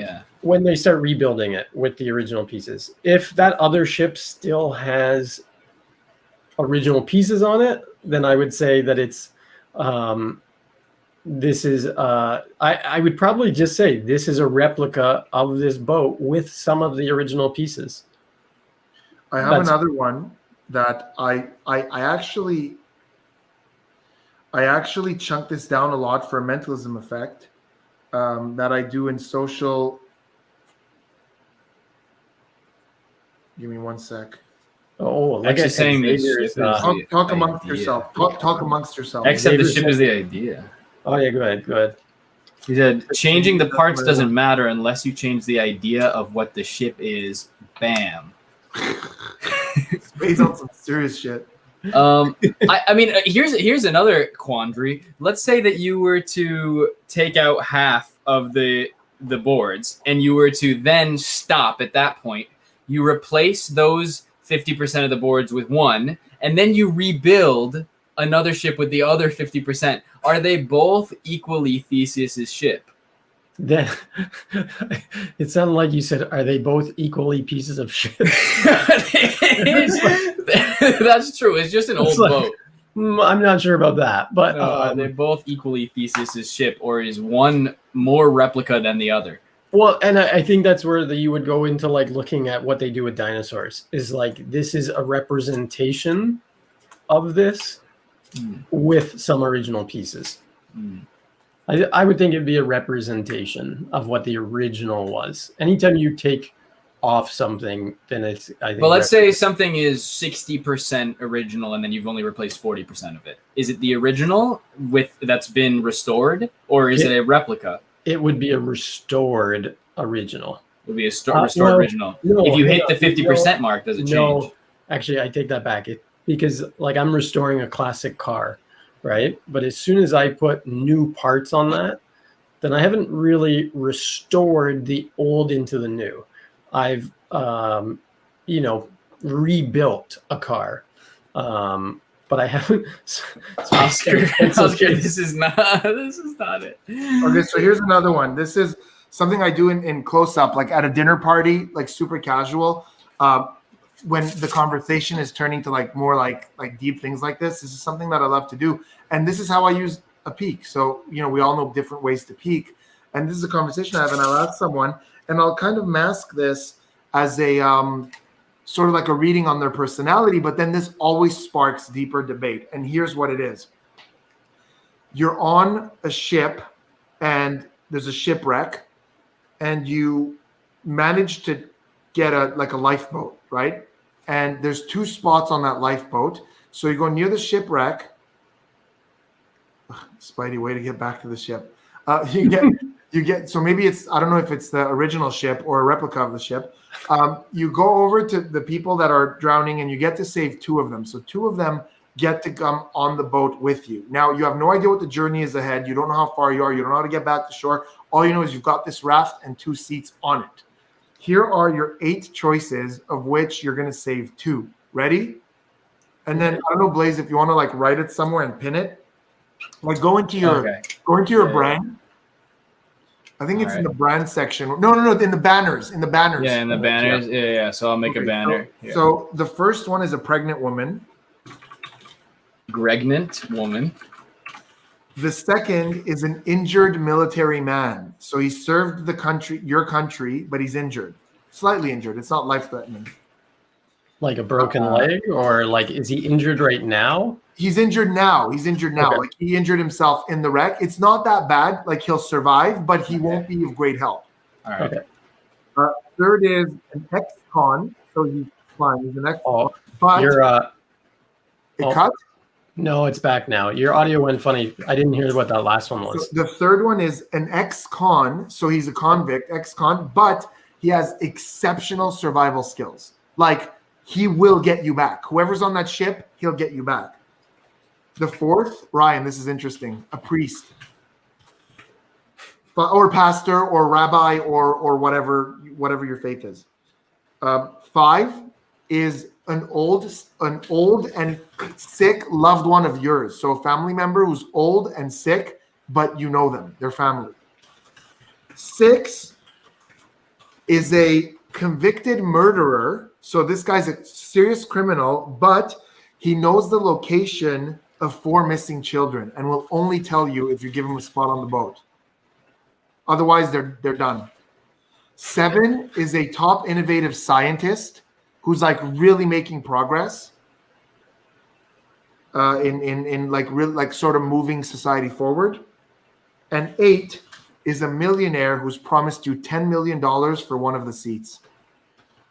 And basically, I get people to choose the two they would save, and then I do a reading on the person because, like you have utilitarians, right? Utilitarians, which I'm a utilitarian, would save the convicted murderer and the pregnant woman because that saves the most lives. Actually, the scientists too, because if what he works in might save thousands of lives. So that's where a utilitarian would go. A spiritual would go for family members, despite the fact that you can't ditch a family member, or a religious member. But I'd love to hear from you guys which two you would say. Put the banner up, Blaze. Did you get it? All right. Yeah. So we have pregnant woman, military man with owie, former convict / survival artiste, man of God, barely alive family member, smooth criminal with intel, Einstein, and big baller. Okay, so Spade, guys, let us know in the comments who you would say. So Spade said the convict and the millionaire because that's a good balance. So Spade's going to make $10 million. And also, it's interesting with someone like Spade because maybe part of that is to say, you can forgive someone's past if they do something good. A lot of people who would go for that, convict would be like, if it's going to save 4 lives, or maybe Spade just wants to save the children. The children. How about you, Ryan? Family member is going to die. Like terminal illness? Either terminal illness or like such severe barely alive. Barely alive. Or what did you say, Spidey? They're so sick. Yeah, there's like, even if you get them to shore, you've got another couple of months with them. I don't know why. It's just they really don't have much left. So, I mean, a couple months with a loved one, like I know I've had loved ones pass away, close to my dad passed away and stuff. So to have a bit more time with my dad, I mean, would have been incredible. Right. But are you going to kill a woman and her unborn child for your selfish opportunity in a couple of months? Yeah, I don't know. I would probably say my first instinct was, okay, the millionaire and the pregnant woman, and I would give them money so they were set for life as well. And we would all just celebrate. But if it was my family member, it's hard. You can't, right? I mean, you can't really ditch your family. I would be between those two. So if it was my family member, and I would take the millionaire. Yeah. Like peace out, grandma. Peace out, grandma. This woman puts out. I'm taking her. Yeah. No, I would take my family member and the millionaire, and then I would treat that person. Yeah, Spade goes, she's pregnant. Yeah, exactly. It's like a buoy. Guys, let us know in the comments. So Ragav says the millionaire and the top innovative scientist. So that's interesting. Very forward thinking with a bit of selfishness there. Bart says there is no winning in these choices, only degrees of losing. Okay, Bart, so how do you lose the least? Yeah. Huh. It's funny. What's going on, brother? Has everyone said millionaire? No, I wouldn't save the millionaire. But again, I come from financially stable background. I don't need it. Blaze, which two would you save? Let's see. I'm at an interesting, I don't know. My initial instinct was actually the same as what Ryan said first, which was Gregnan and Big Baller. So I originally thought those two because I was like, all right, well, Gregnan, 2 for the price of one. Stop saying Gregnan. I just think it's so funny. Pregnant woman, 2 for the price of one. Hold on. I'm going to clarify something. When Spade said convict, he means the ex-con with the survival skills, number 3, so the artiste. So Spade actually went for the most selfish choice because he said the millionaire and the ex-con with survival skills. So Spade doesn't give a damn about anyone. Yeah. He's making it back with money. Yeah. You'll live dope till you get rescued. Then you live dope rich. You live dope rich. Easy choice. The rest are screwed. Oh man. Remind me never to go on a boat with Spade. See, to die. I would say that the man of God or the person of God, they have an exit strategy. Yeah, like they're set. They're set. They did good. And when we hop on the boat and leave, they're going to hopefully settle down everybody else that doesn't know that they are going to die. That's interesting. Ryan is still thinking about the ones he left behind, and that's a good point, right? The religious man will be like, guys, it's okay, calm down. We're all going, we're all going somewhere good. And Ryan finds solace in the fact that the ones that are left behind, that's actually not a bad answer. Yeah. Also, Ryan will probably be like, all right, give me the atheists. I will talk them into religion by the time we get to shore. No, I've tried with this fight. It did not work. No. I mean, I think, okay, so one thing, if we're talking about like maximizing amount of people saved, then you would have to go with Greg and Smooth Criminal, right? Because then that's my choices. That's your choices, because then you save essentially you're saving 7 people, right? Yeah, unless you look at the scientist and say to yourself, he could save thousands or millions. Does he have the COVID vaccine? He has the vaccine. Then that's an easy one. Yeah, you leave Kevin behind, and you take the scientist. That's it. Kevin is the ex-con, and we leave him behind, and we go with the vaccine. But see, this is like a really cool, again, a great example of how I use presentation to justify routine. So I'll do this, and then I'll have somebody write down the 2 they would pick, and I do sort of like a reading based on who they chose, and then I would reveal who I think they went for, and then that just sparks like a really deep conversation. Yeah. The only thing about the criminal is like I don't think that you can. I don't know if I could trust their morality because of the fact that they murdered somebody. So like, how do they not just flip around on me? You know, especially if you're bringing the millionaire on with them, because then that's a hostage situation. Absolutely, and you could end up with no money.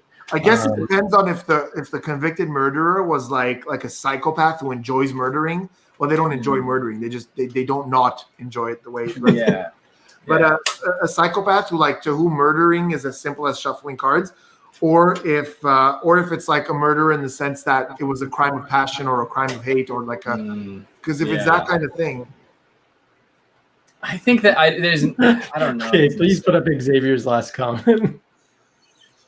I know how to swim, so I'd let everyone grab a fat fold and we get all that.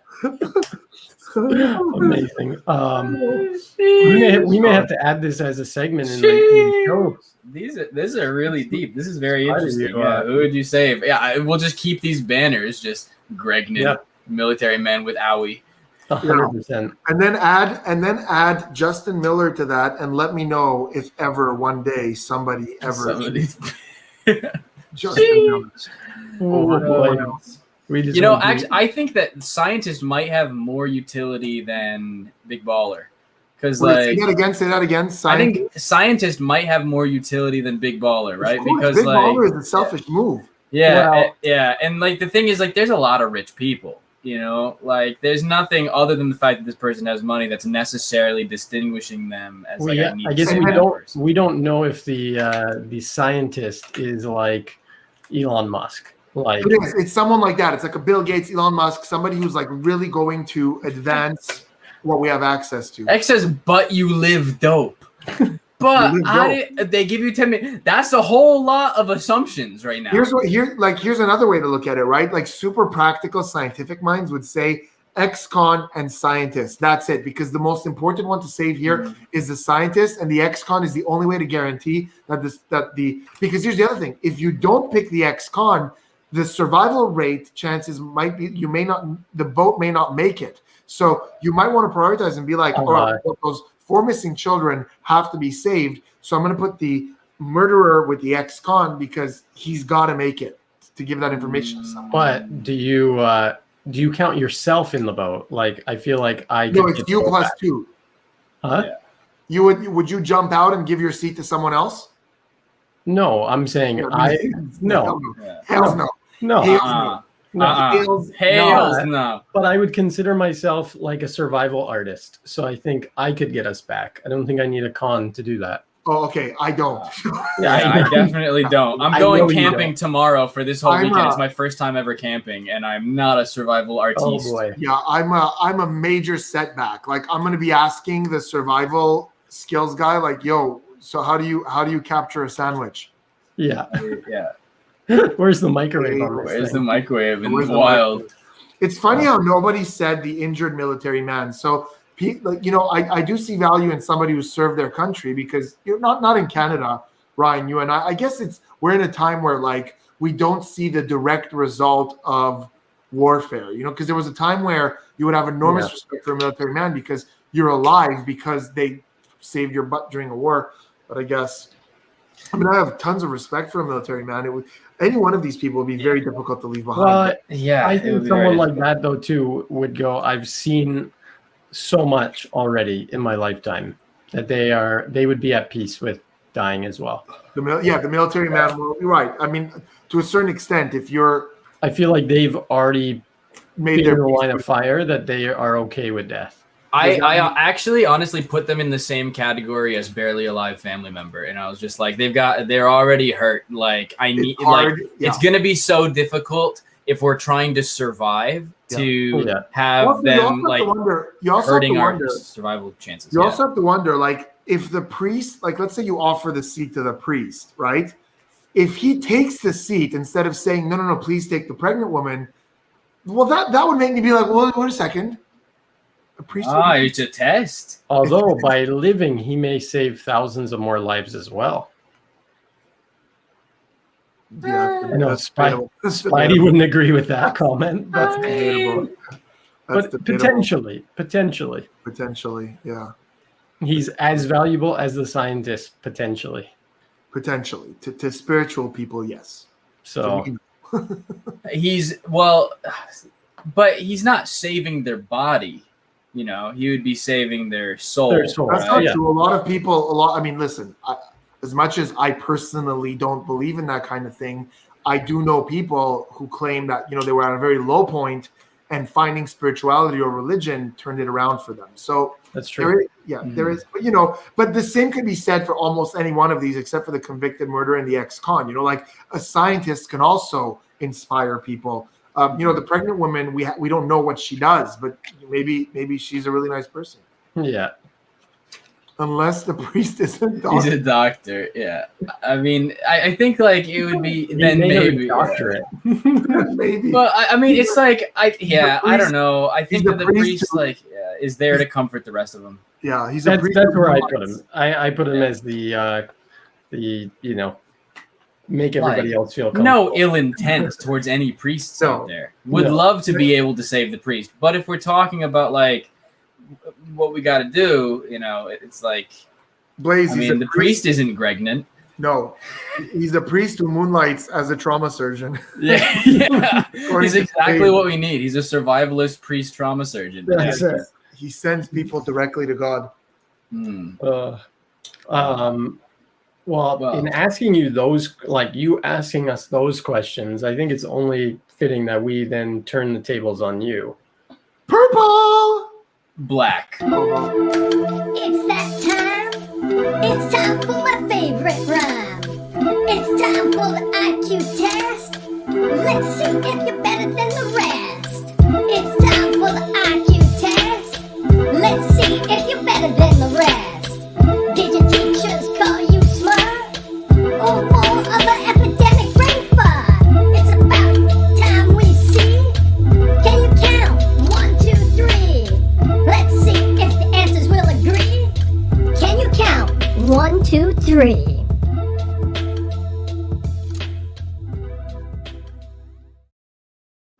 Blaze, be honest. Blaze, be honest. Blaze, is that you rapping? Who is it?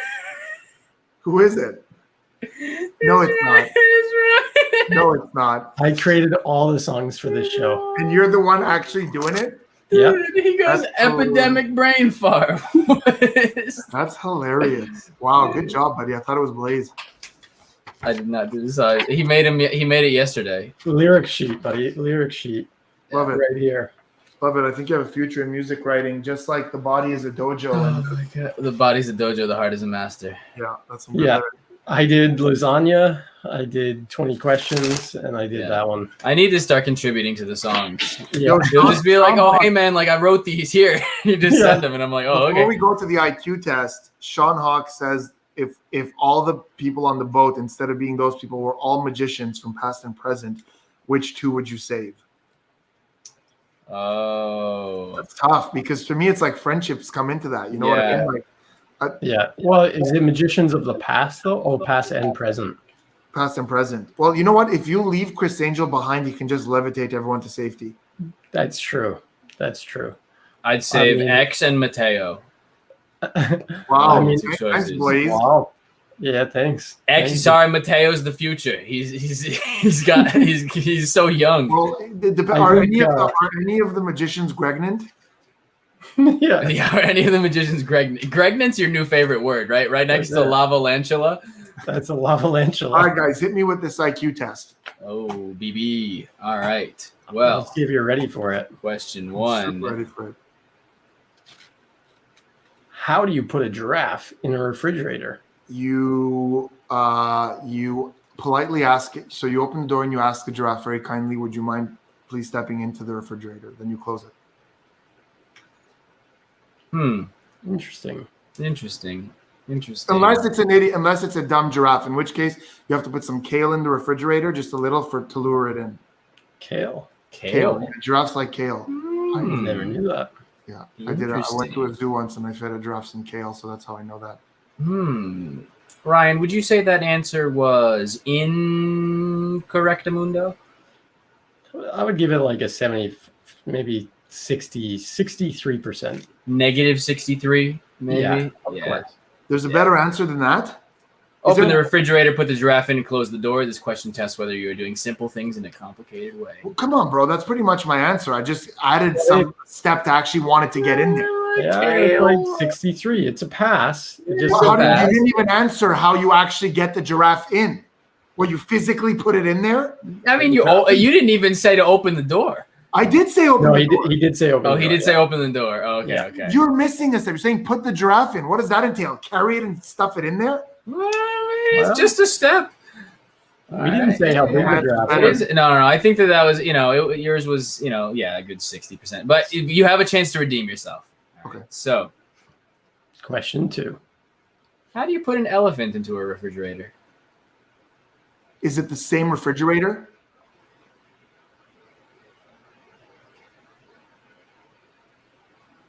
I need to know if it's the same refrigerator because is it vacant or occupied?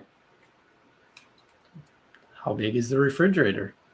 That's a good point. So there's a couple of different answers. If it's a different refrigerator, you open it in, you put a peanut, or ask the elephant to go in. Don't give me any bullshit about actually putting the elephant in there. None of us can carry an elephant. Second, if it's the same refrigerator, you have to politely ask the giraffe to vacate before the elephant goes in. Or if there's enough room in this refrigerator for both a giraffe and an elephant, you open the door, you say, "Hey, giraffe, scooch, take your kale, scooch over." Elephant goes next to giraffe. If you were to choose one of those answers, Well, Blaze just led me to the answer then. Obviously, number 2. Open the door, take the giraffe out, put the elephant in, close the door. Brian, that little smirk. Number 2? Is that what you want to go? bada bing. Boom, he got it. Yeah. Open the refrigerator, take out the giraffe, put in the elephant, and close the door. Wrong answer would be open the refrigerator, put in the elephant, and close the refrigerator. That's why I it's think X was important. like, pick two. pick two. So that was a pretty good one. That was good. That was good. You did a good job. got it. Yeah. There was So, not even any misdirection or anything with like that. No sneezing and stuff. You made it through. No That was sneezing. fantastic. I'm a deductive genius. What's next? The Lion King is hosting an animal conference. Blaze, move. Oh. Question. All of the animals attend except for one. Which animal does not attend? The Lion King. Is this Mufasa or just a king? Because you capitalized the Lion King. They're both capitalized, thus suggesting it's Mufasa. It is the Lion King that is hosting an He animal is hosting conference, it. Yeah. Oh. It's the elephant, isn't it? He's stuck in the fridge. It's the elephant. You don't want to go with Mufasa? No, Mufasa's hosting. Mufasa's definitely there. He's the one hosting it. Right, he's also dead, but He's dead. you, Oh, hold on. That's true. Okay, so the capitals. Mufasa's dead. The Lion King is hosting an animal conference. It doesn't mean he's there. Oof, trick question. It could be that he can't make it because he's dead. The Lion King is hosting an animal conference. I just feel like these questions relate to one another. So it's, unless we're starting a new chain of, because also by that logic, who else dies in The Lion King? No, no one, just Mufasa. So listen, either we started a new chain of answers and it's Mufasa. Scar doesn't die at the end? Scar, it's not very clear. The hyenas kind of corner him, but we don't actually see him die. But also, he wouldn't show up to the conference anyways. It's not like he was even invited. So Scar doesn't count. So the Lion King. All of the animals attend. So Scar would be there if he was alive. It does say all. Sean says, trust your gut. Shit. What does that mean? Okay. Xavier said Mustafa's in the freezer to keep him fresh. The elephant is still in the fridge. You say the elephant? Yeah. Correct answer, the elephant. The elephant is in the refrigerator. This tests your memory. That was bang on. You need to change the Lion King and just say like the lion, like just a lion. Well, but the Lion King is essential because we get that thought process, you know. Yeah. Because we've got a lot of people say Mustafa and wow, look at that fake sneeze. Misdirection. Misdirection. Well, now okay, so we'll switch it up. There is a river you must cross, but it is inhabited by crocodiles. How do you solve the problem? Okay, they're at the conference. They're not there. How do you solve the problem? You just cross. There's no crocodiles. They're at the conference. What, like a bridge or something? No, you just swim right through. Through a river inhabited by crocodiles. They're not there. They're at the conference. How long is the conference, though? I don't know. Sorry, they got to figure out why the elephant's not there. It's going to take a while. Giraffe, can you imagine the giraffe gets to the conference and he's like, guys, listen, I was in this really cold box, but then magically the kale was, I ate all the kale, but then there was a peanut and I saw Dumbo just bolting towards me. So I got the hell out. Now he's stuck in the damn cold box.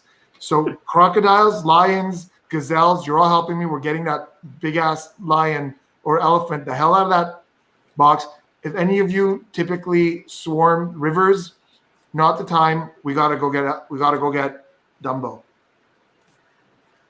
You swim across. All the crocodiles are attending the animal conference. I feel like Spidey, I'm going to say this. Mentalists have done way better on this IQ test than magicians. Well, I would assume that also magic creators would do well because we think outside the box and like sort of, and like, guys, here's the thing.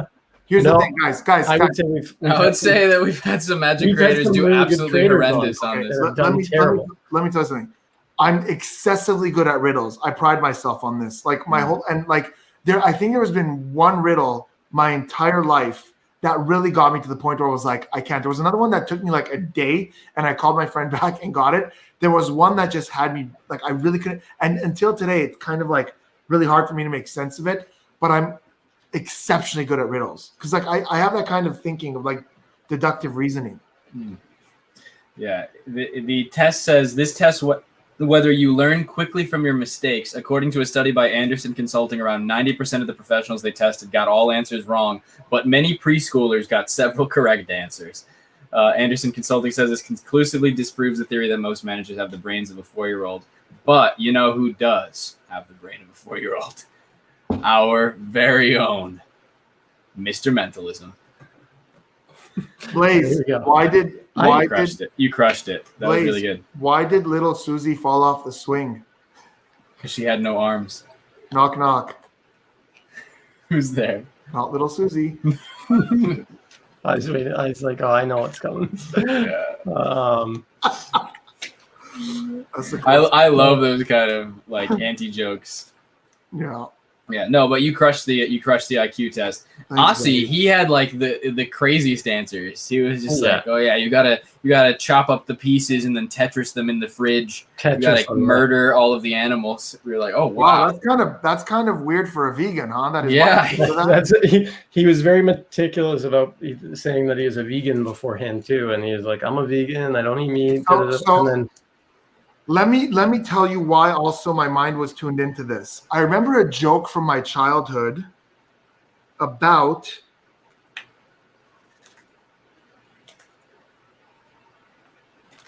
like a plane with a fridge where they throw the fridge out and it turns out there was an animal in there, but I don't remember. I just remember that I had that sort of progression to where throughout the joke you forget that there was something in the fridge. So that's where for the second one, that's where my mind kicked in to be like, no, you got to empty what's already in there. I see Danny Pritchett has a riddle a riddle for you. I got a one-line riddle. What disappears when you say its name? The answer is, do you guys know it? I haven't heard this one before. I haven't either, but I just figured it out right now. My guess would be tongue. No, when you say the word silence. tongue. What is it, Spidey? Silence. Here's when you say it. Yeah, that would be it. That's true. Strongly agree. Silence. You know, when you say the word tongue, though, your tongue does go to the roof of your mouth and is no longer in view. Tongue. Yeah, the answer is.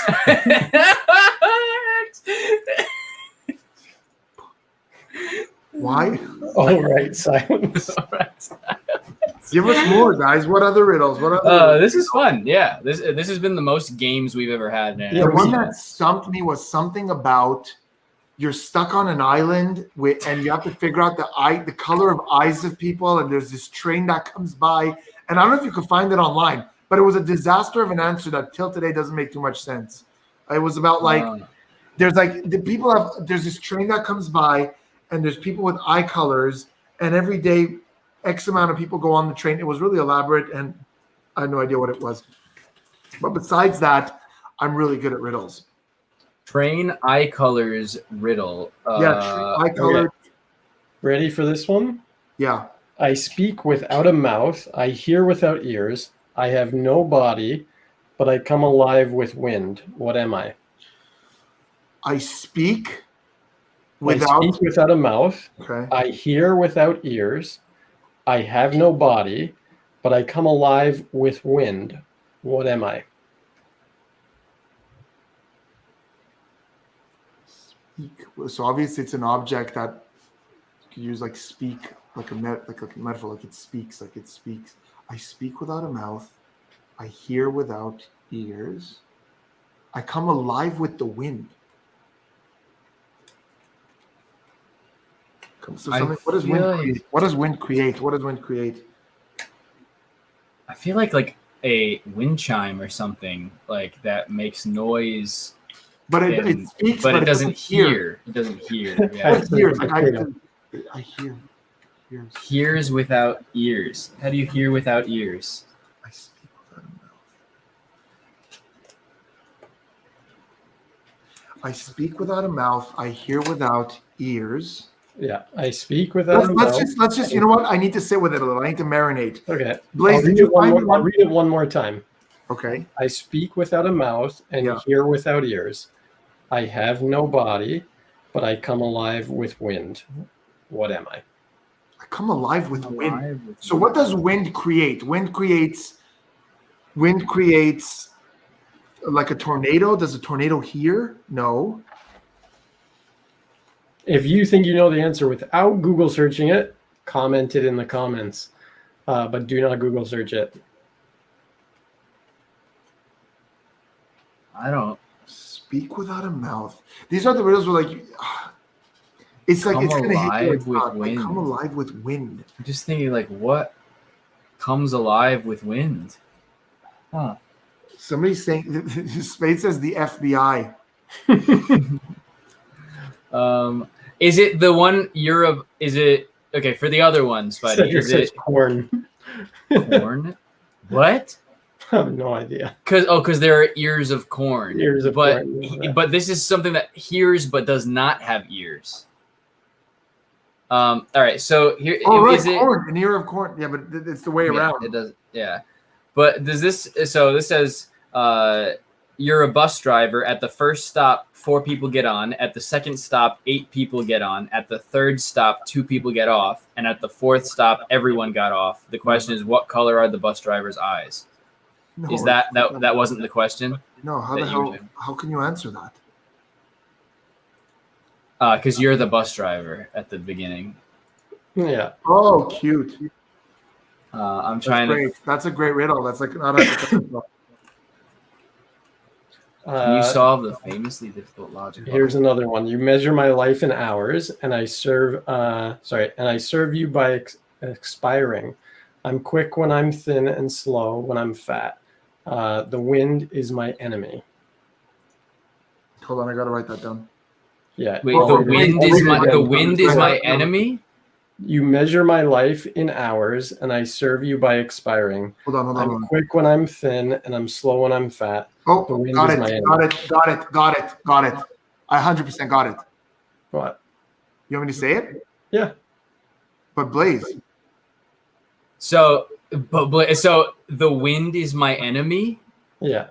Because the entire time I'm thinking that you're talking about a clock, because like the hour hand is thick and it goes slowly, and then the minute hand is quick and thin comparatively. Ryan, how well do you know Elton John's music? Yeah. You're right. What? Blaze knows a lot of music. I do. I'm just trying to think of what this. Goodbye, England Rose. Though I never knew you at all, you had the grace to hold yourself while those around you fall.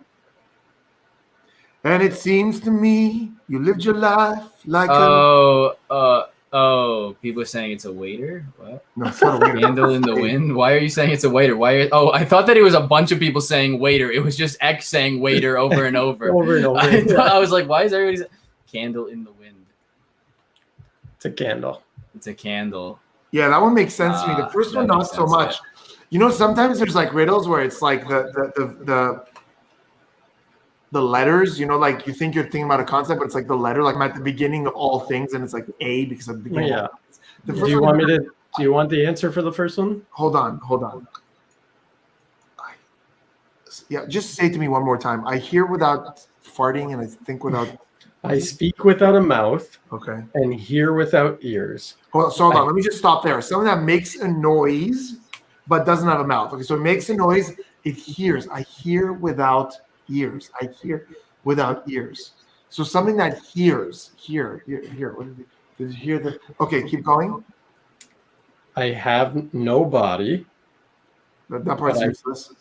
But I come alive with wind. What am I? Come alive with wind. What comes alive with wind? And it seems to me you lived your life like a candle in It's so perfect that they're back to back. Yeah. Yeah. Oh my gosh, the wind is the enemy. The body's a dojo and the heart is a master.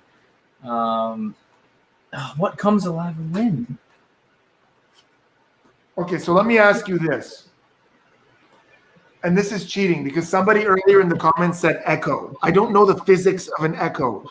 Do echoes have anything to do with wind? No. Because I don't know that. Because an echo makes sense and say that it speaks and it hears because it sort of reverbs what it's hearing. But I don't know that an echo has anything to do with wind because you could get an echo like in a cathedral or like a closed room. Yeah. Do you want the answer? Yeah. Spidey, this is going to drive you nuts. What is it? The answer is Sean was right. It's an echo. I don't get echo. it. I don't get it. But echoes, the wind doesn't cause an echo. Yes, it can. 100%. And it says, but I come alive with wind. So if you're yelling. Oh, so Xavier says sound in general needs air pressure to allow the sound waves to travel.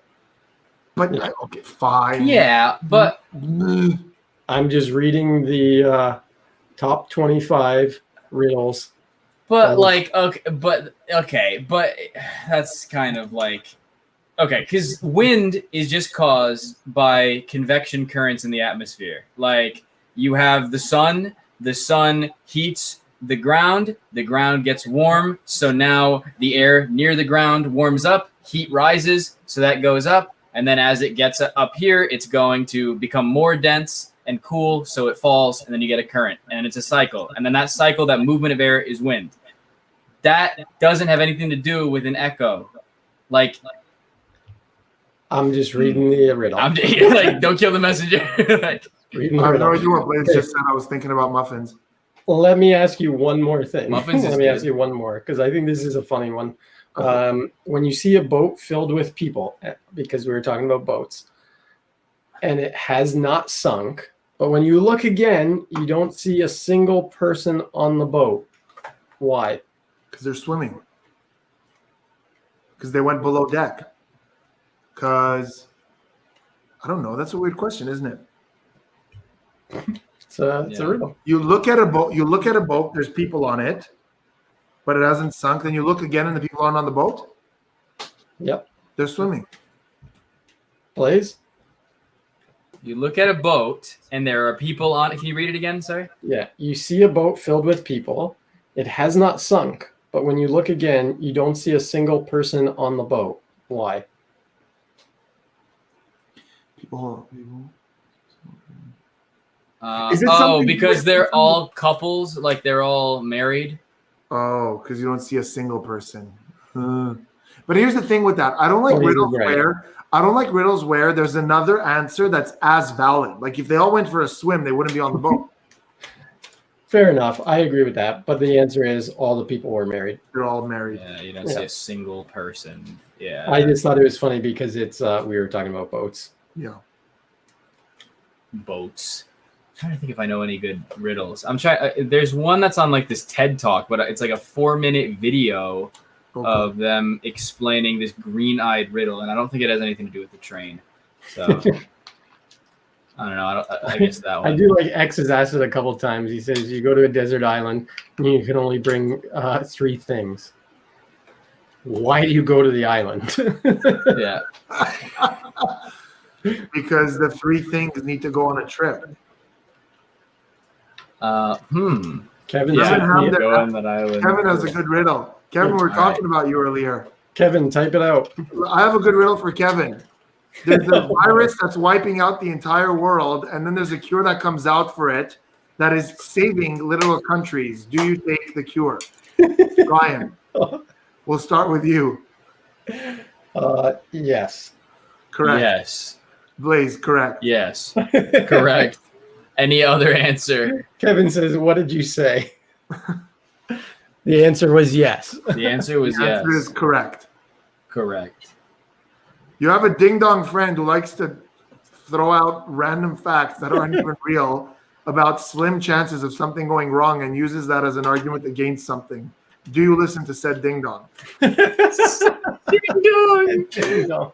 Said Oh, ding boy. dong is a great phrase. Oh, Do you boy. listen to said ding dong? The correct answer is negatory. Negatory. You did it remarkably well on the IQ Kevin, test. what was your riddle? Sean, Kevin's riddle is like, is COVID even real? I have seas without water. I have forests without wood. Is that a boner joke? I have deserts without sand, and I have houses with no brick. I know this one. I was going to say a Monopoly board for the last one. I have seas without water. No, I know this one. Give me a sec. I Forest have without forests without wood. I have deserts without sand. I have houses with no brick. What am I? what? A video game. Seas without water. I have forests without wood. You know this one, right? I do know this one, yeah. Except the projects. Oh my god. Yeah. Everything you think of is the most hilarious stuff. It, Oh, that's a good. Yeah. Oh, it's a map. A map. That's great. See, That's that's the good. kind of thing that I'm pretty confident with a bit of time I would have figured it out because like my mind is sort of, you know, all over the place. no, Yeah, it's no, sort of like I'm missing it. Yeah, yeah, it's a map for sure. Kevin has not typed his Well, His, Spidey, what is one of the craziest like things that have gone wrong in any performance that you've had? Like one of the craziest. oh man, I had one show down south a while back that was a complete utter disaster. I don't think I got one trick right. really. Yeah. Basically it was me and another magician and we had this whole set that we were gonna do. And it depended on each of us forcing a card for the whole thing to go right. But This sounds a lot like Wizard Wars. yeah, it's not that though. It's a different one. No.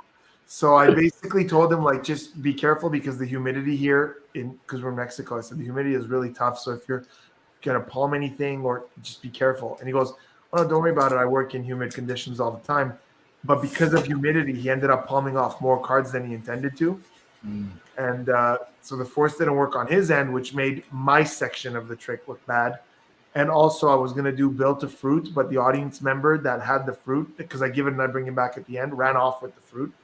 So just basically nothing worked out. It was Oh, dang. yeah. That really sucks. Something that is tall when it is young, the same thing is short when it is old. What is it? I think that's, again, the candle from earlier. Yeah. Or people. We shrink as we age. Yeah. We start getting Hunchback of Notre Dame style. Yeah. Now, I've heard that you are a Disney movie aficionado. Huge. Huge Disney movie aficionado. This is my favorite part of the whole episode right now. Yeah. Let's go. Give me a song. I'll sing it for you.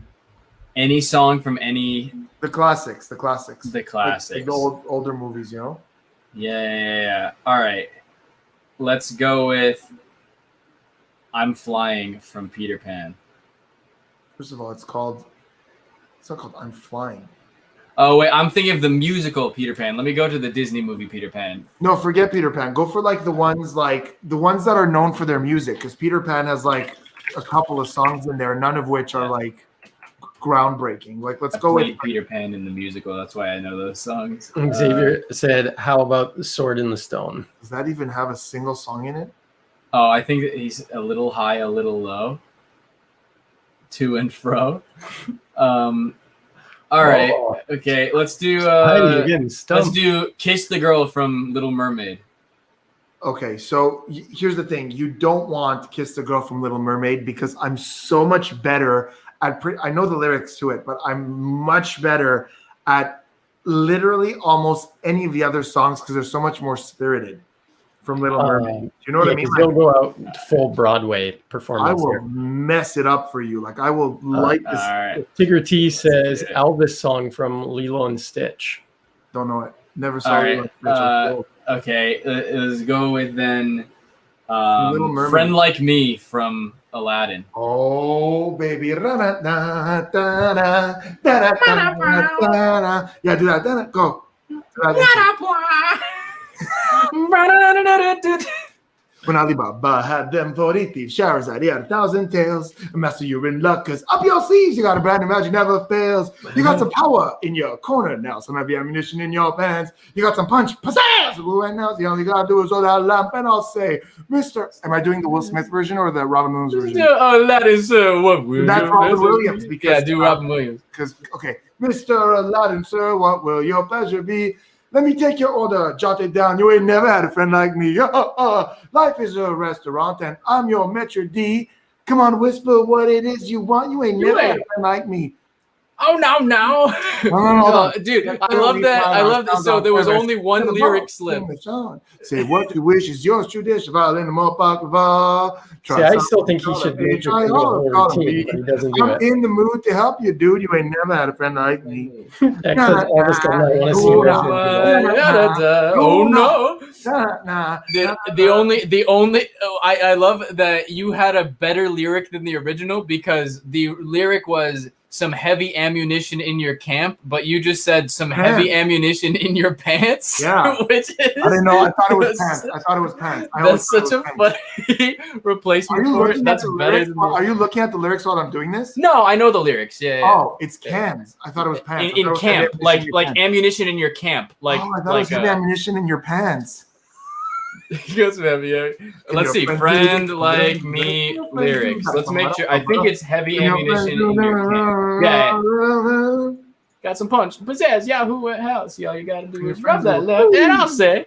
Yeah. Here, but can your friends go abracadabra? Let him rip, and then next up disappears. So don't you sit there, smack jaw boogie. I don't know what he says there. Have you seen that guy that basically can recite any scene from Peter Pan from the Disney movie? And so basically, there's like a friend is off to the side with their phone and they go to any scene in Peter Pan, and then he's just doing all of the dialogue. He knows every single line perfectly in order. It's crazy. Awesome. I'm really good with lyrics to songs, but not so good with dialogue. But I'm like ridiculously good with lyrics. Like I'll listen to a song a couple of times and I'll know like a lot of the lyrics. And even with Disney, like there's a lot of these songs I haven't seen since I was a kid, and I just know them. Yeah, I'm the same way with that. For some reason, like any song like that I heard, even like as a little kid or whatever, like the lyrics are just baked in there for some reason with song lyrics. I'm not like that with like the dialogue of movies or whatever. Like that guy, like that's crazy, but.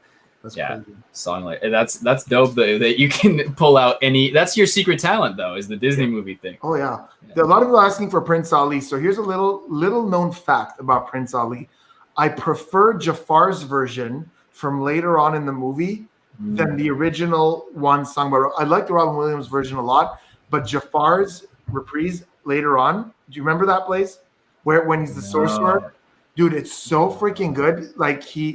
It's so good because they cut it out of the live action, which is really annoying. But it's basically when he reveals that Prince Ali was Aladdin the whole time, and it's like Prince Ali, yes, it is he, but not as you know him. Oh yes, and come to grip with reality and meet the blast from your past, whose lies were too good to last. Say hello to your precious Prince Ali. I do remember that scene. Man. Wow, yeah, that is really good. Yeah, and this is the guy Pro ZD. And he did that thing with the Peter Pan thing, and it's crazy. And he's doing all of the characters in this whole fight scene, and he's doing the music, but it's like musical interludes. Like there's no lyrics. He's just like ba-da-da, ba-da-da, and goes into the next one. I was a bigger fan of Hook growing up than Peter Pan. I like Peter Pan a lot, but Hook was like, again with Robin Williams, was like one of my childhood go-tos.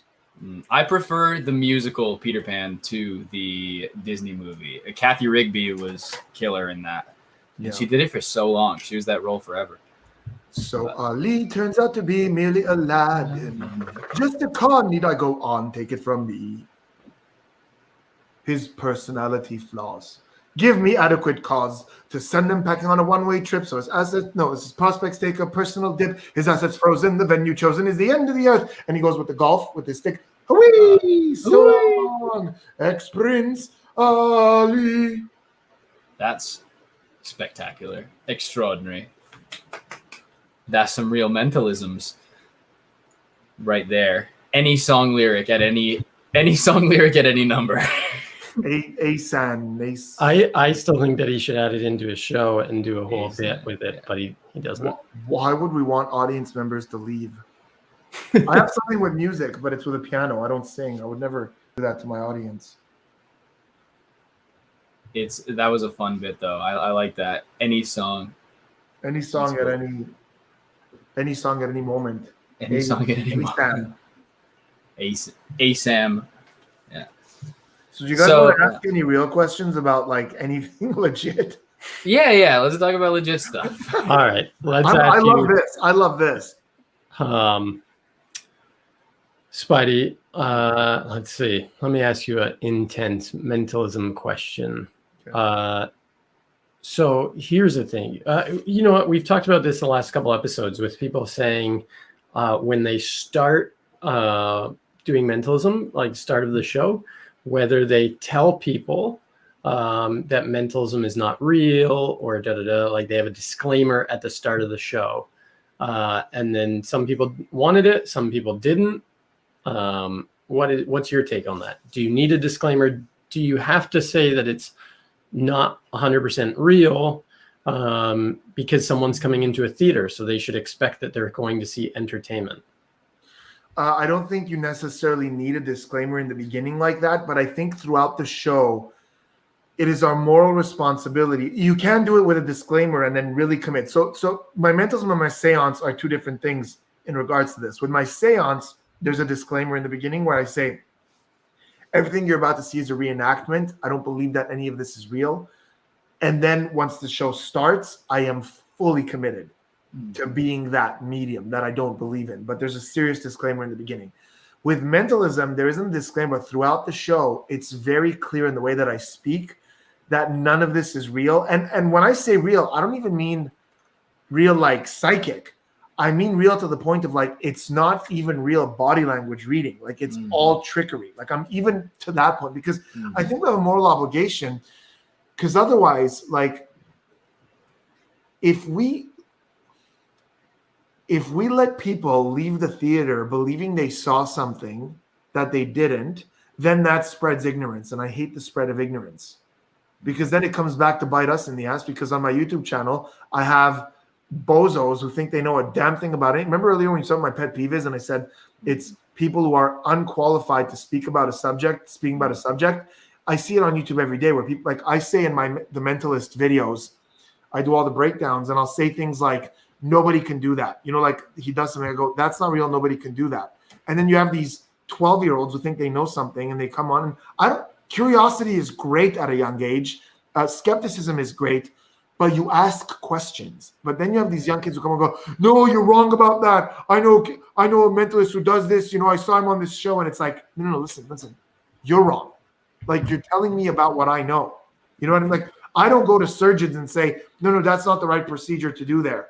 You got to do it. Like, what do I know? And people need to understand more. Like there are things Blaze knows better than me. There are things Blaze knows better than me. There are topics in which Ryan is more qualified than me. And we all have things that we're qualified to talk about. If I talk to Blaze about playing the guitar, I'm not going to start lecturing him. I'm going to ask him questions. Yeah, 100%. It's very valuable to be more inquisitive and curious and trying to learn than assuming that you know it all. Absolutely. Because none of us do. The opposite of learning is knowing. I love that quote. And because if you think you know everything, you're not ready to learn anything. So it really bothers me on YouTube when I see people, even in the tutorial, right? I do a trick a certain way and someone comes on and comments like, it would be better if you did this. Don't you think I considered that in the million times that I've done? Like I've done this trick that I'm teaching you probably 1,000 times. You've seen it once. There's a reason I don't do it the way. And in all fairness, every now and then somebody will come on and say, have you considered this or have you thought of that? And I'll go, actually, no, I think that's a great idea. But if you come in and go, it would be better, like fact, it would be better if you did this. No, here's why it wouldn't be better. And clear your mind, because thinking you know the answer to everything is really going to stop your progress in any field. Yeah, there's a quote that my mom told me a long time ago, and it's I think it I was always told that it was a Michelangelo quote, but I think that it's been falsely attributed. But it's this phrase "ancora imparo," which is like I am still learning. I'm always learning, you know. And it's just kind of like a mantra for always. Like you never want to act. My tortoise's name is Michelangelo. Do you want me to ask him if he said that? Yeah, that's a good move. We should ask him. He's right there. He could hear everything we're saying. Does he have this air of wisdom? He really does, though. He really, really does. I just imagine all tortoises to be wise. I'm going to show you. I'm going to wake her. I think we don't know if it's a guy or a girl, because with tortoises, you can't know till they're a certain age. So I'm going to wake it really? up. That's something I did not know. Yeah, the distinguishing feature. Michelangelo. Michelangelo.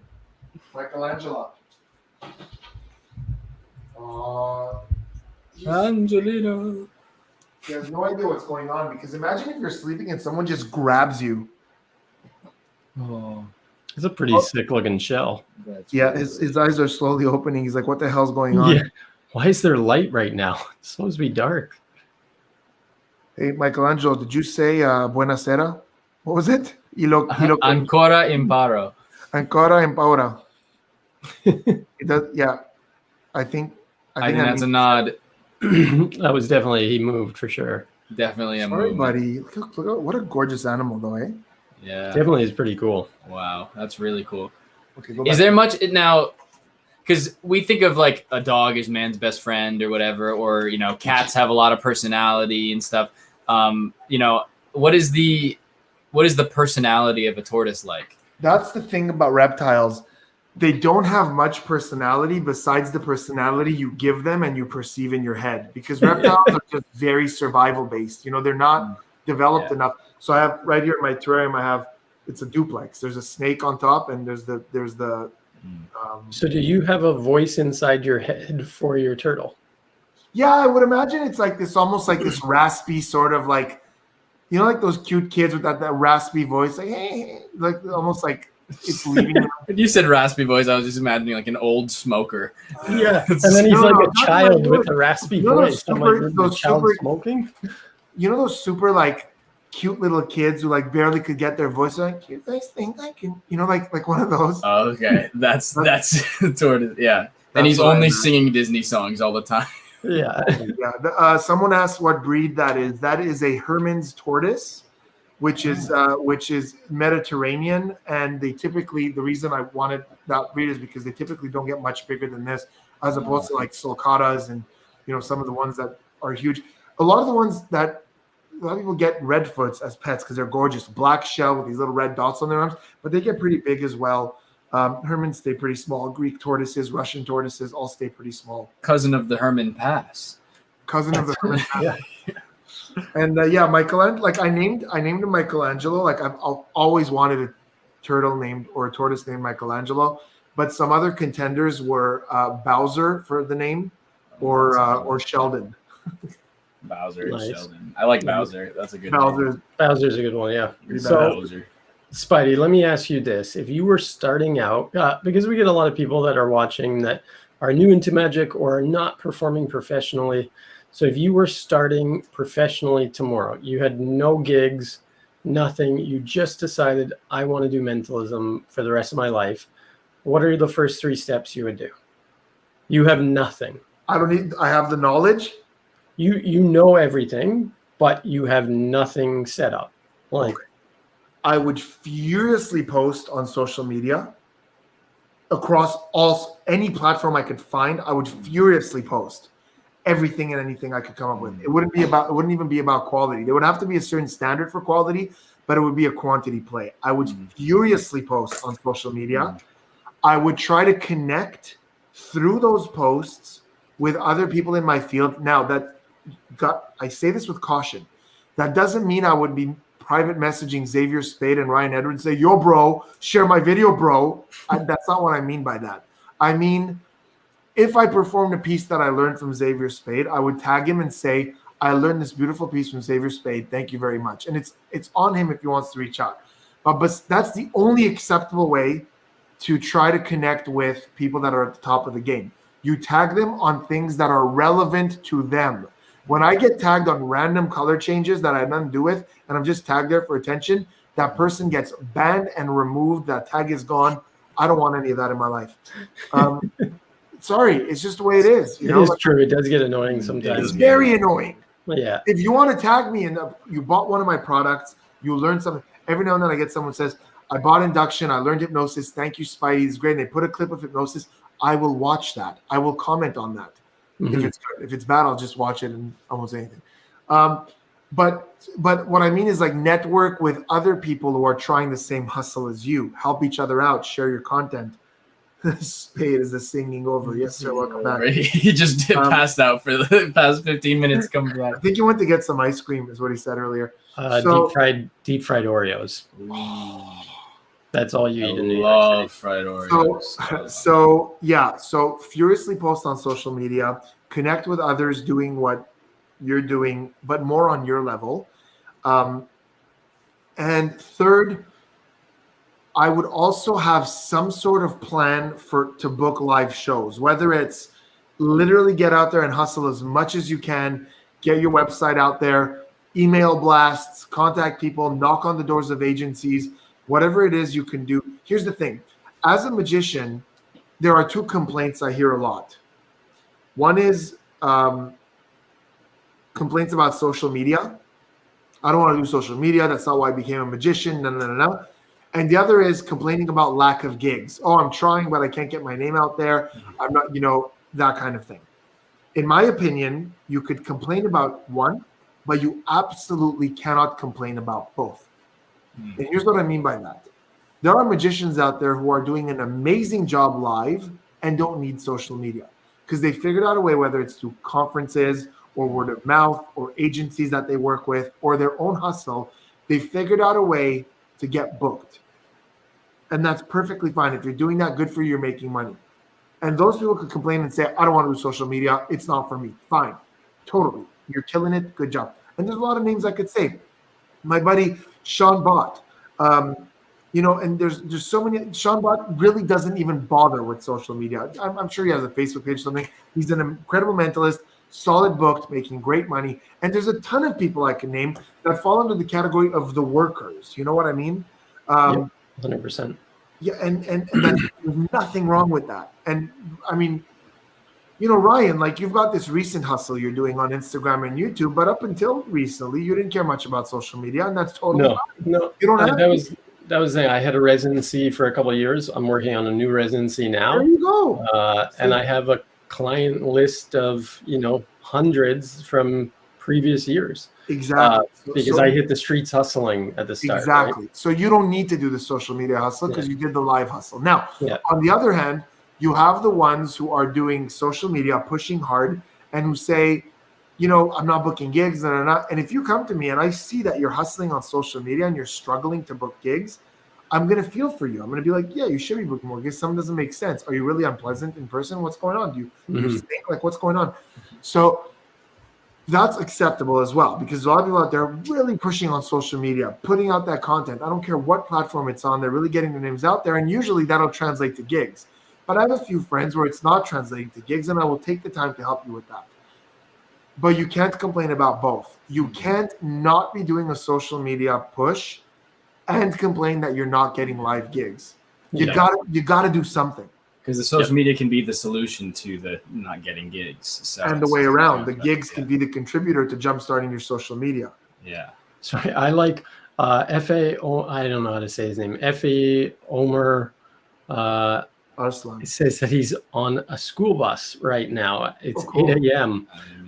In Turkey, and he's heading to school, which is awesome that they have school in Turkey right now, because here we don't have school. Everybody's doing a virtual school. Yeah. But it's also awesome that he's riding on a school bus watching us. So thank you for tuning in. Absolutely. That's awesome. Okay, Spidey, here's another question. Resources today. Obviously, there's YouTube, there's DVDs, there's lectures, there's conventions, books, there's a gamut of things where you can learn the crafts to do magic or mentalism or hypnosis. So if you had to pick the top 3 most important when you think of developing yourself as an entertainer, or as just someone with knowledge, let's just say knowledge of the field. Books, the older DVDs, not the new stuff where it's like you buy one trick for $48 and it's like one stupid trick that the creator came up with last week because he needed to pay his bills. Not that. The old stuff, the good stuff, the LNL publishing, like the compilation stuff, the stuff where pros came in and taught you their actual work. Books, old videos, and the third one is experience. No matter how much you learn at conventions, read books, the videos, listen, some people study and practice this much to perform this much. I think that's the exact opposite. You teach me one thing, I will go perform it 1 billion times, and from that I will learn more than any book or video can ever teach me. So experience. Yeah, I would agree with that. I think I mean, I would even put experience even higher, probably. Sure. Yeah, this isn't any order. Those are just my top 3. Yeah. Conventions are great. You're going to meet a lot of cool people at conventions, and you're going to learn a lot. Great lectures. You're going to connect, and I think it's awesome. But For sure. Oh, we forgot to add Magic After Dark in that list. Where would that fit? Yeah. Big resource. What is anyone learning? This is nonsense. No, I mean, listen. Watching What? videos, Did you not see the gold nuggets, sir? Can we kick him off? Can we kick him off right now? watching, No more gold watching nuggets for YouTube. Spidey. Spidey, you are only getting chicken nuggets from now on, You getting chicken nuggets. and not even from Chick-fil-A. But I do have another question. Hold on. One at a time. We'll use a sec. YouTube is important to get you started. There's some great channels that teach you technique, but often on YouTube we hold back because we're like, let's be honest, the stuff you learn in like my paid lectures or in my products that I put out are going to be more advanced than YouTube because our number one criteria for YouTube is it has to have high accessibility. Like it has to be pretty beginner friendly, and it could sometimes get really there. Listen, don't get me wrong. There are pieces on my channel that I still perform very proudly and slaughter audiences with. And I've done a lot of stuff on my channel that are from my working repertoire. But the thing they all have in common is that they're pretty minimal in terms of props and they're pretty accessible. Some of them are amazing, but you know, when you get into like the more like gimmicky stuff or the more advanced stuff, you're gonna learn real showstoppers. So yeah, Spade says he holds back. There was a good question from Cohen. Van Hopperen. Says, I'm currently learning from the DVD induction. Great piece. Now the recordings are already a few years old. What would you add today as an important advice, if you could? So that's a great question. First of all, thank you for purchasing induction. I'm really glad you're enjoying that. It is something I'm very proud of. On that one, I didn't hold back at all. You know, I always get requests on YouTube, teach us hypnosis. I will never beat induction. If you want to learn hypnosis, get induction. I gave everything I've got. But it's a really good question, Cohen. And what I would add today is a little bit more sensitivity towards specific audiences and their sort of social views on things. Because we're living in a culture of, it's true, Spade filmed induction. That's absolutely correct. He did. And they did such a great job. So Cohen, what I would say is nowadays, there are a lot more people who are, for lack of better terms, socially aware. And there are just certain things that I feel, now listen, I don't want to get into at all whether I personally agree with this or not, with the whole woke culture, because I do have my own opinions on that. But I respect my audience. That's number one. My show is for my audience, not for my own personal thing. So, especially because I do a lot of college shows with younger demographics, the thing I would recommend now that we weren't talking about, you know, whatever years ago, what was it, 6-7 years ago, is like being aware of certain sensitivities when it comes to things like gender roles or sexuality roles. What's that? I said gluten. You said certain sensitivities. I was like gluten, dairy. Yeah, just be careful. You're throwing that word around. I would be a little bit more aware with things like, you know, in our shows, often we say like all the guys are going to do this, all the girls are going to do that. That might have to change soon enough because there might be categories that don't fit into those two things. I don't know if we're 100% there yet, but you can change that kind of thing to split it into, you know, this half and this half as opposed to guys and girls, or, you know, just add a little bit more ambiguity there to like what you identify as. Yeah, so there's a little bit more of a social sort of awareness that I would add into it. I hope that answers your question. Besides that, I still think everything that was taught in terms of how to do the show still absolutely stands today. Who are some of your biggest influences outside of magic, just as an artist? Wow. I draw a lot of inspiration from my studies in psychology. So, you know, Freudian psychology, Pavlov, Skinner, all the conditioning stuff. These are just really give me good substance. Are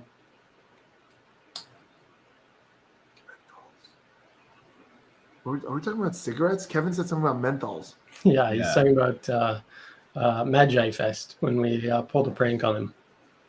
Me and Xavier. Yeah, the Colossus stuff. the Colossus. Oh, is he the one that got pranked with the Colossus? He was the one that got pranked with the Colossus. Oh, so many connections right now. So many connections. Because we have talked about it with Xavier. We've talked about it with, the Colossus has come up so many times. It's hilarious. So Oscar, we kind of covered that. What were you saying? going back outside of Magic, also current events, like very often, like something's happening out there and I go, okay, well, how can that play into my Magic? We have to stay with the times. Otherwise we run the risk of being this same trap as like that magician in the cape and a top hat. Like we're going to get washed up the same way that did. So yeah. Now, as someone who is very active and popular in social media in Magic, what does the future of Magic look like to you? I honestly don't know. Like it's so hard to predict because Magic is already now becoming so many different things. It keeps that power it has with stage shows that are really great and deep.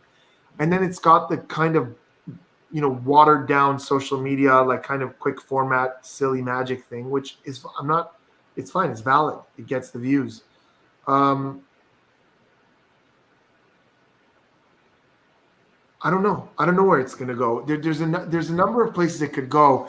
I think a lot of different sort of magic tricks are going to become sort of quick social media pranks that everyone just kind of knows and they've seen 100 times. They know how it works. Yeah. But I think Magic will always keep that sort of depth that it has, especially if we just keep adapting. Yeah. Absolutely. We've always been one step ahead of the curve. Yeah.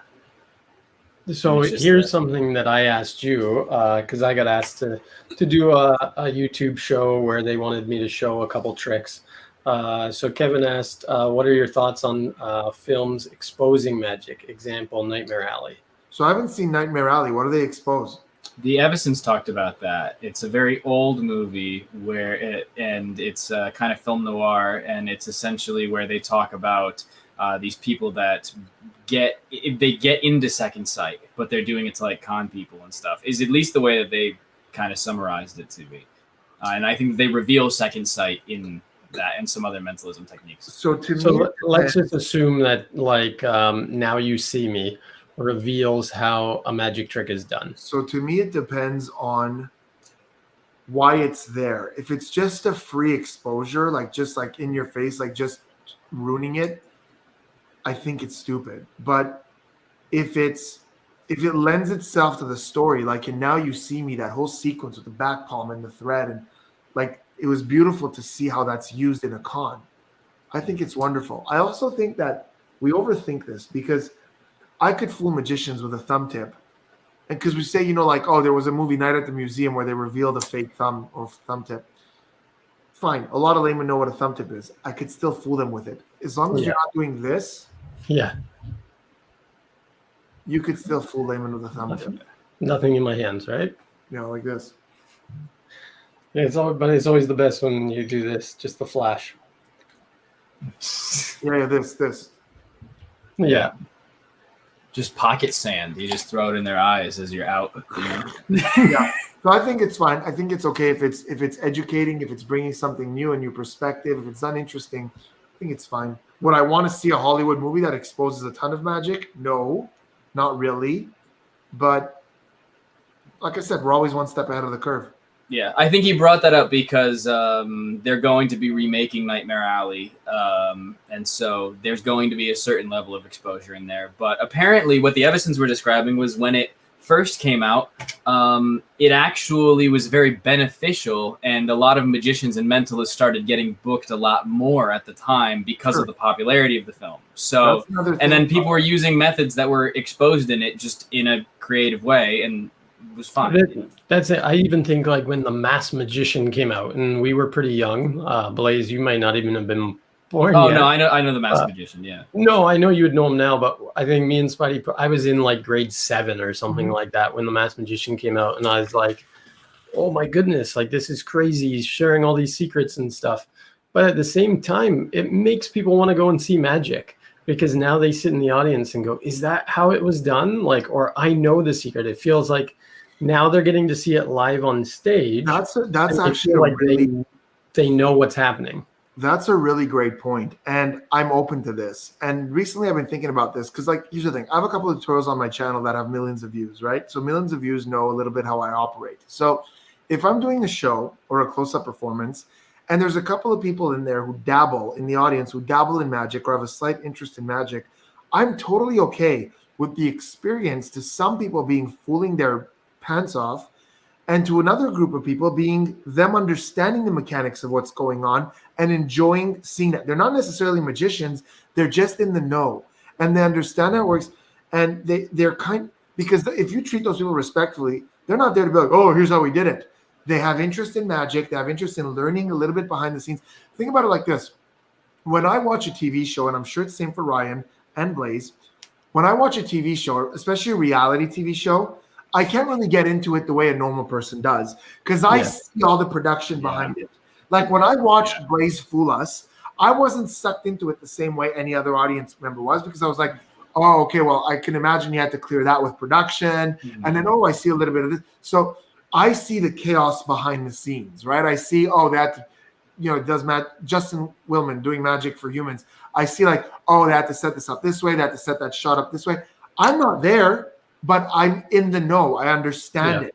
I don't have my own TV show, but I understand TV. So I'm totally okay with that. With me doing magic for people, even in the audience, and some people in the audience being in the know and respectfully observing how these. I've had people come to me after a show and say, oh my God, I watch your YouTube channel and I love how you use that, and everyone loved it.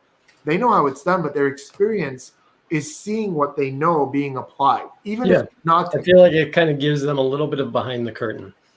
Exactly. And I'm totally fine with that. The experience could be what you, and Penn and Teller do that, right? They go, look, we're going to show you guys how it's done, but this person is still going to be really fooled. And I love that. There's nothing wrong with that. There's nothing wrong with spreading knowledge. So if somebody is as long as they're not an ass about it, like, oh, here's how he does it. I know. Like, I'm not saying like just ruin it for everyone else, but if that person knows, I don't care. I want to give a shout out to Chahat. What is going on? Chahat, Blaze's nightmare. Blaze's nightmare. My arch nemesis is now in the chat.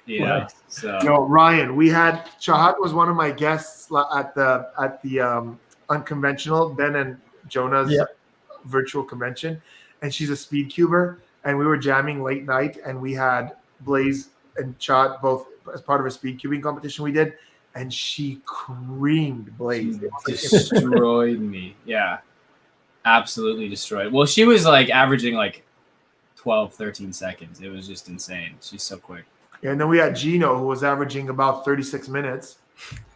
Yeah, Gino, he had a rough night with that one. It was he took a while. Yes, we talked about that last night on Magic After Dark, Kevin. Yeah, see, that guy was a loser. That guy was a loser who doesn't have any friends and grew up being picked on, I promise you. Every sign on his face suggests that. So he grew up without friends, and now he found something that he thinks is going to make him friends, but he's a loser. So that guy was ridiculous. I hated everything about that guy. Yeah. And we were talking about how, that's kind of the modern era with things like TikTok, is that, instructional material on TikTok tends to do very, very well. Yeah. And oftentimes better than, in a magic sense, usually the instruction, the tutorial side does much better than the actual, the effect, like just performing an effect to a camera, because people feel a certain level of relatability to it, which is usually like the fact that, like, if you see a TikTok and it was clearly filmed on a 4K, camera comparatively to like it being shot on an iPhone front camera, the iPhone one usually does a lot better on TikTok because it feels more relatable. Yeah. But in that instance, it's like, it just forces us to have to, what I was saying yesterday is like, it forces us to focus a lot on the context of the effect more than the content of the effect, because information is so accessible. Like if the trick is just the trick, somebody can Google it right after they saw the performance. If that's all that your performance is people, if people wanting to feel like they were not made a fool of. But if you have a really artistic performance, then it doesn't matter because it's within the context of a story. What were you going to say? I was going to say, I'm sharing this for the first time publicly, and I think it's okay. I was talking to Fool Us to go back on. Nothing was confirmed, But we're looking at some routines. I was going to go back this summer, and then the conversation ended when I realized that I won't be double vaxxed in time. But we were talking to them about going back, and one of the things we were talking about was Voodoo Needle. I don't know if you guys know Voodoo Needle. Yep. Yeah. Blaze, you know it? Yeah. And that was, we were talking about that months ago, but then on TikTok, there was a bunch of kids revealing it, and it got millions upon millions of views to where I was like, no, I'm not going to do that because there's millions of people out there who know exactly how it works. Yeah. Although I do believe it would fool a lot of magicians who don't know how it works.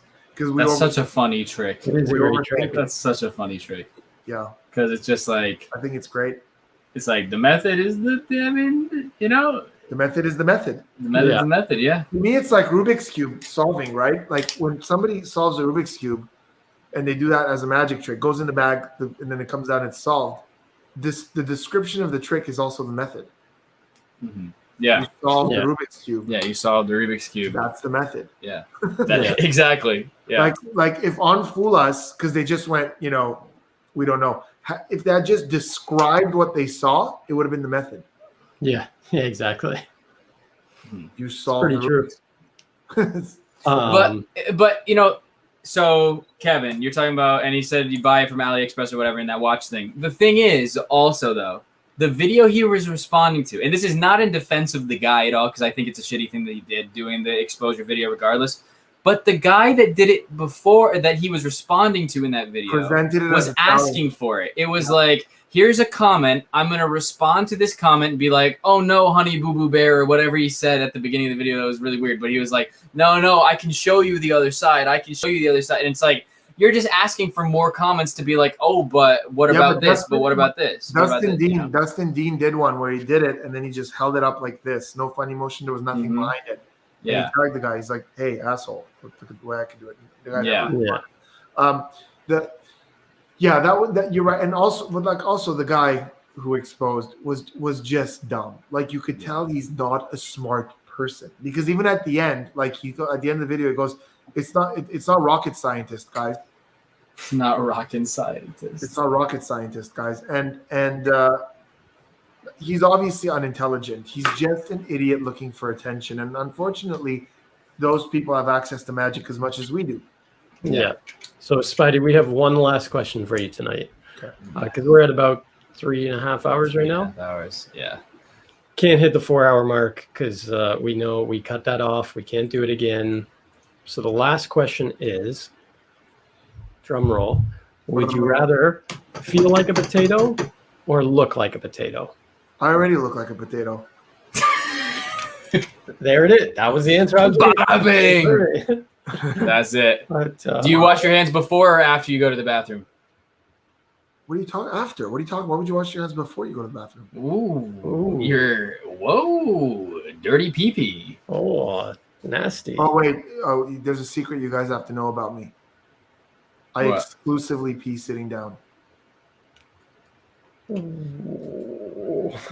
I think I actually already... idea of aiming my urine. I'm going to be over here. Yeah, I can only go closer to him. This is I can only go closer. Oh no. Backing up. I like the idea of primitive monkeys aiming our urine. I just don't, it doesn't make sense to me. Good night, folks. What do you mean, like primitive monkeys? What do you mean? What about like evolved men? I don't think it's evolved. I was given directionality. The only exception is when I'm trying to spell something in the snow. Oh man. Okay. It's tough to spell something in the snow sitting down. Also, let me tell you something. Whether you think so or not, whether you think you're a master at it or not, there is a splash factor when you're standing up. Always. That's why you go towards the side. There's still a splash factor, my friend. Yeah, but when you're sitting down, there's splash factor. Pee splashes everywhere. So Spice, because this conversation will not end. Yeah. So we got to get to the giveaways, right? But yeah, Sean's a sitter, bro. Sean, represent. Sean, you're saying you sit too, dude? 100%. It's the only way to do it, guys. Mm-hmm. That's a recipe for hemorrhoids, bro. Okay, we've got another one. Guys, representing. Wash your knees. your knees. What's the problem with that? Uh, So yeah, guys. So, Spidey, every episode we do a giveaway at the end of the episode for a download from Lost Art Magic, and we ask a question from the episode. So, is there anything that you think would be a great question? Something that maybe you talked about throughout the episode. Otherwise, me and Blaze can throw one out, but maybe there's one. Give me a sec. I got one. I got a good one. How about we ask? Okay. In the riddle we talked about of who you would save on the boat, name one of the answers, but not the actual answer that I gave, the way Blaze put it, like one of Blaze's answers. Yeah. All right. Anyone. And there's a couple of really easy ones. That's I had so much fun trying to rewrite all of your names. I'll give you one that you can't use. You can't use man of God because that's just an example. That was one of them. So I said priest. You're a man of God. So name any of the other ones. It could have been said. And there's people that have been here the whole time. Card Hunter. That's close. No, that's not it. That's not what you wrote. That's not what you wrote. Bavia, sorry. There's a few people. Sorry. Yeah. So Oscar, I think Oscar. Oh, did I Oscar's miss someone else? one. I think Oscar was the first one to say a full answer. Because, no. Oscar didn't spell it right. Oh. Raghav. Raghav just put the one word. He just put one word. He didn't put the whole thing. So that means that Oscar, is that right? I think Oscar would have to be the one because Oscar is that one of them? Yeah. Well, it said smooth criminal murder. I didn't say exactly that. And that's gone because you just put it up. That doesn't count. Yeah, that doesn't count. What was it? It was smooth criminal what? Smooth criminal with intel. All right, Raghav. Raghav wins. Raghav. No, it's misspelled. It's misspelled. Ooh. And Raghav also won last night. He did win last night. Oh, is that allowed? I mean, I guess you could get 2 downloads. Raghav, it's nice to spread the love. I feel like Oscar's so close. But he already used one. Yeah, he already used it. Okay, Raghav just got it. Now Einstein. It's misspelled. It's misspelled. It says Einstein. Xavier. With it ouchie or owie? Owie. We gave that one away now too. No, it's okay. Raghav got it. Did he get it? Yeah, Raghav got it. Look above Spade. Yeah, right above Spade. Pregnant woman. Pregnant woman. So is Raghav gonna get 2 downloads from Lost Art Magic? Well, here's the thing: we're gonna give away two downloads tonight. So Raghav's gonna get one, and someone else. Go, guys, keep going. All right. I'm the guest. I get to decide. Narufan. Narufan. He changed his. There it is. Narufan. Einstein. Got it. Raghav and Narufan. So and make sure to hit up myself. Misspelled someone. You wrote Simone. Win. Simone. Pregnant woman. Card hunters. You were so close, but yes, Raghav and Narufan 1001. Send either a DM to @mentalism.ca or send it to me @BlazeSarah, and we'll get you all straightened out so that you can get a free download from Lost Art Magic. Spidey, thank you again so much for joining us. It's always fun. We'll have you back, I'm sure, again at some point. Anytime, guys. Because it's always a fun night. This was so much fun. Thank you for gracing us with your musical stylings, with your Nerf gun finesse. Spidey, should we end this episode how we start every episode? You didn't get to partake in it, but we like to do something like this. Thank you, ladies and gentlemen, for watching Magic After Dark. We'll see you next Wednesday.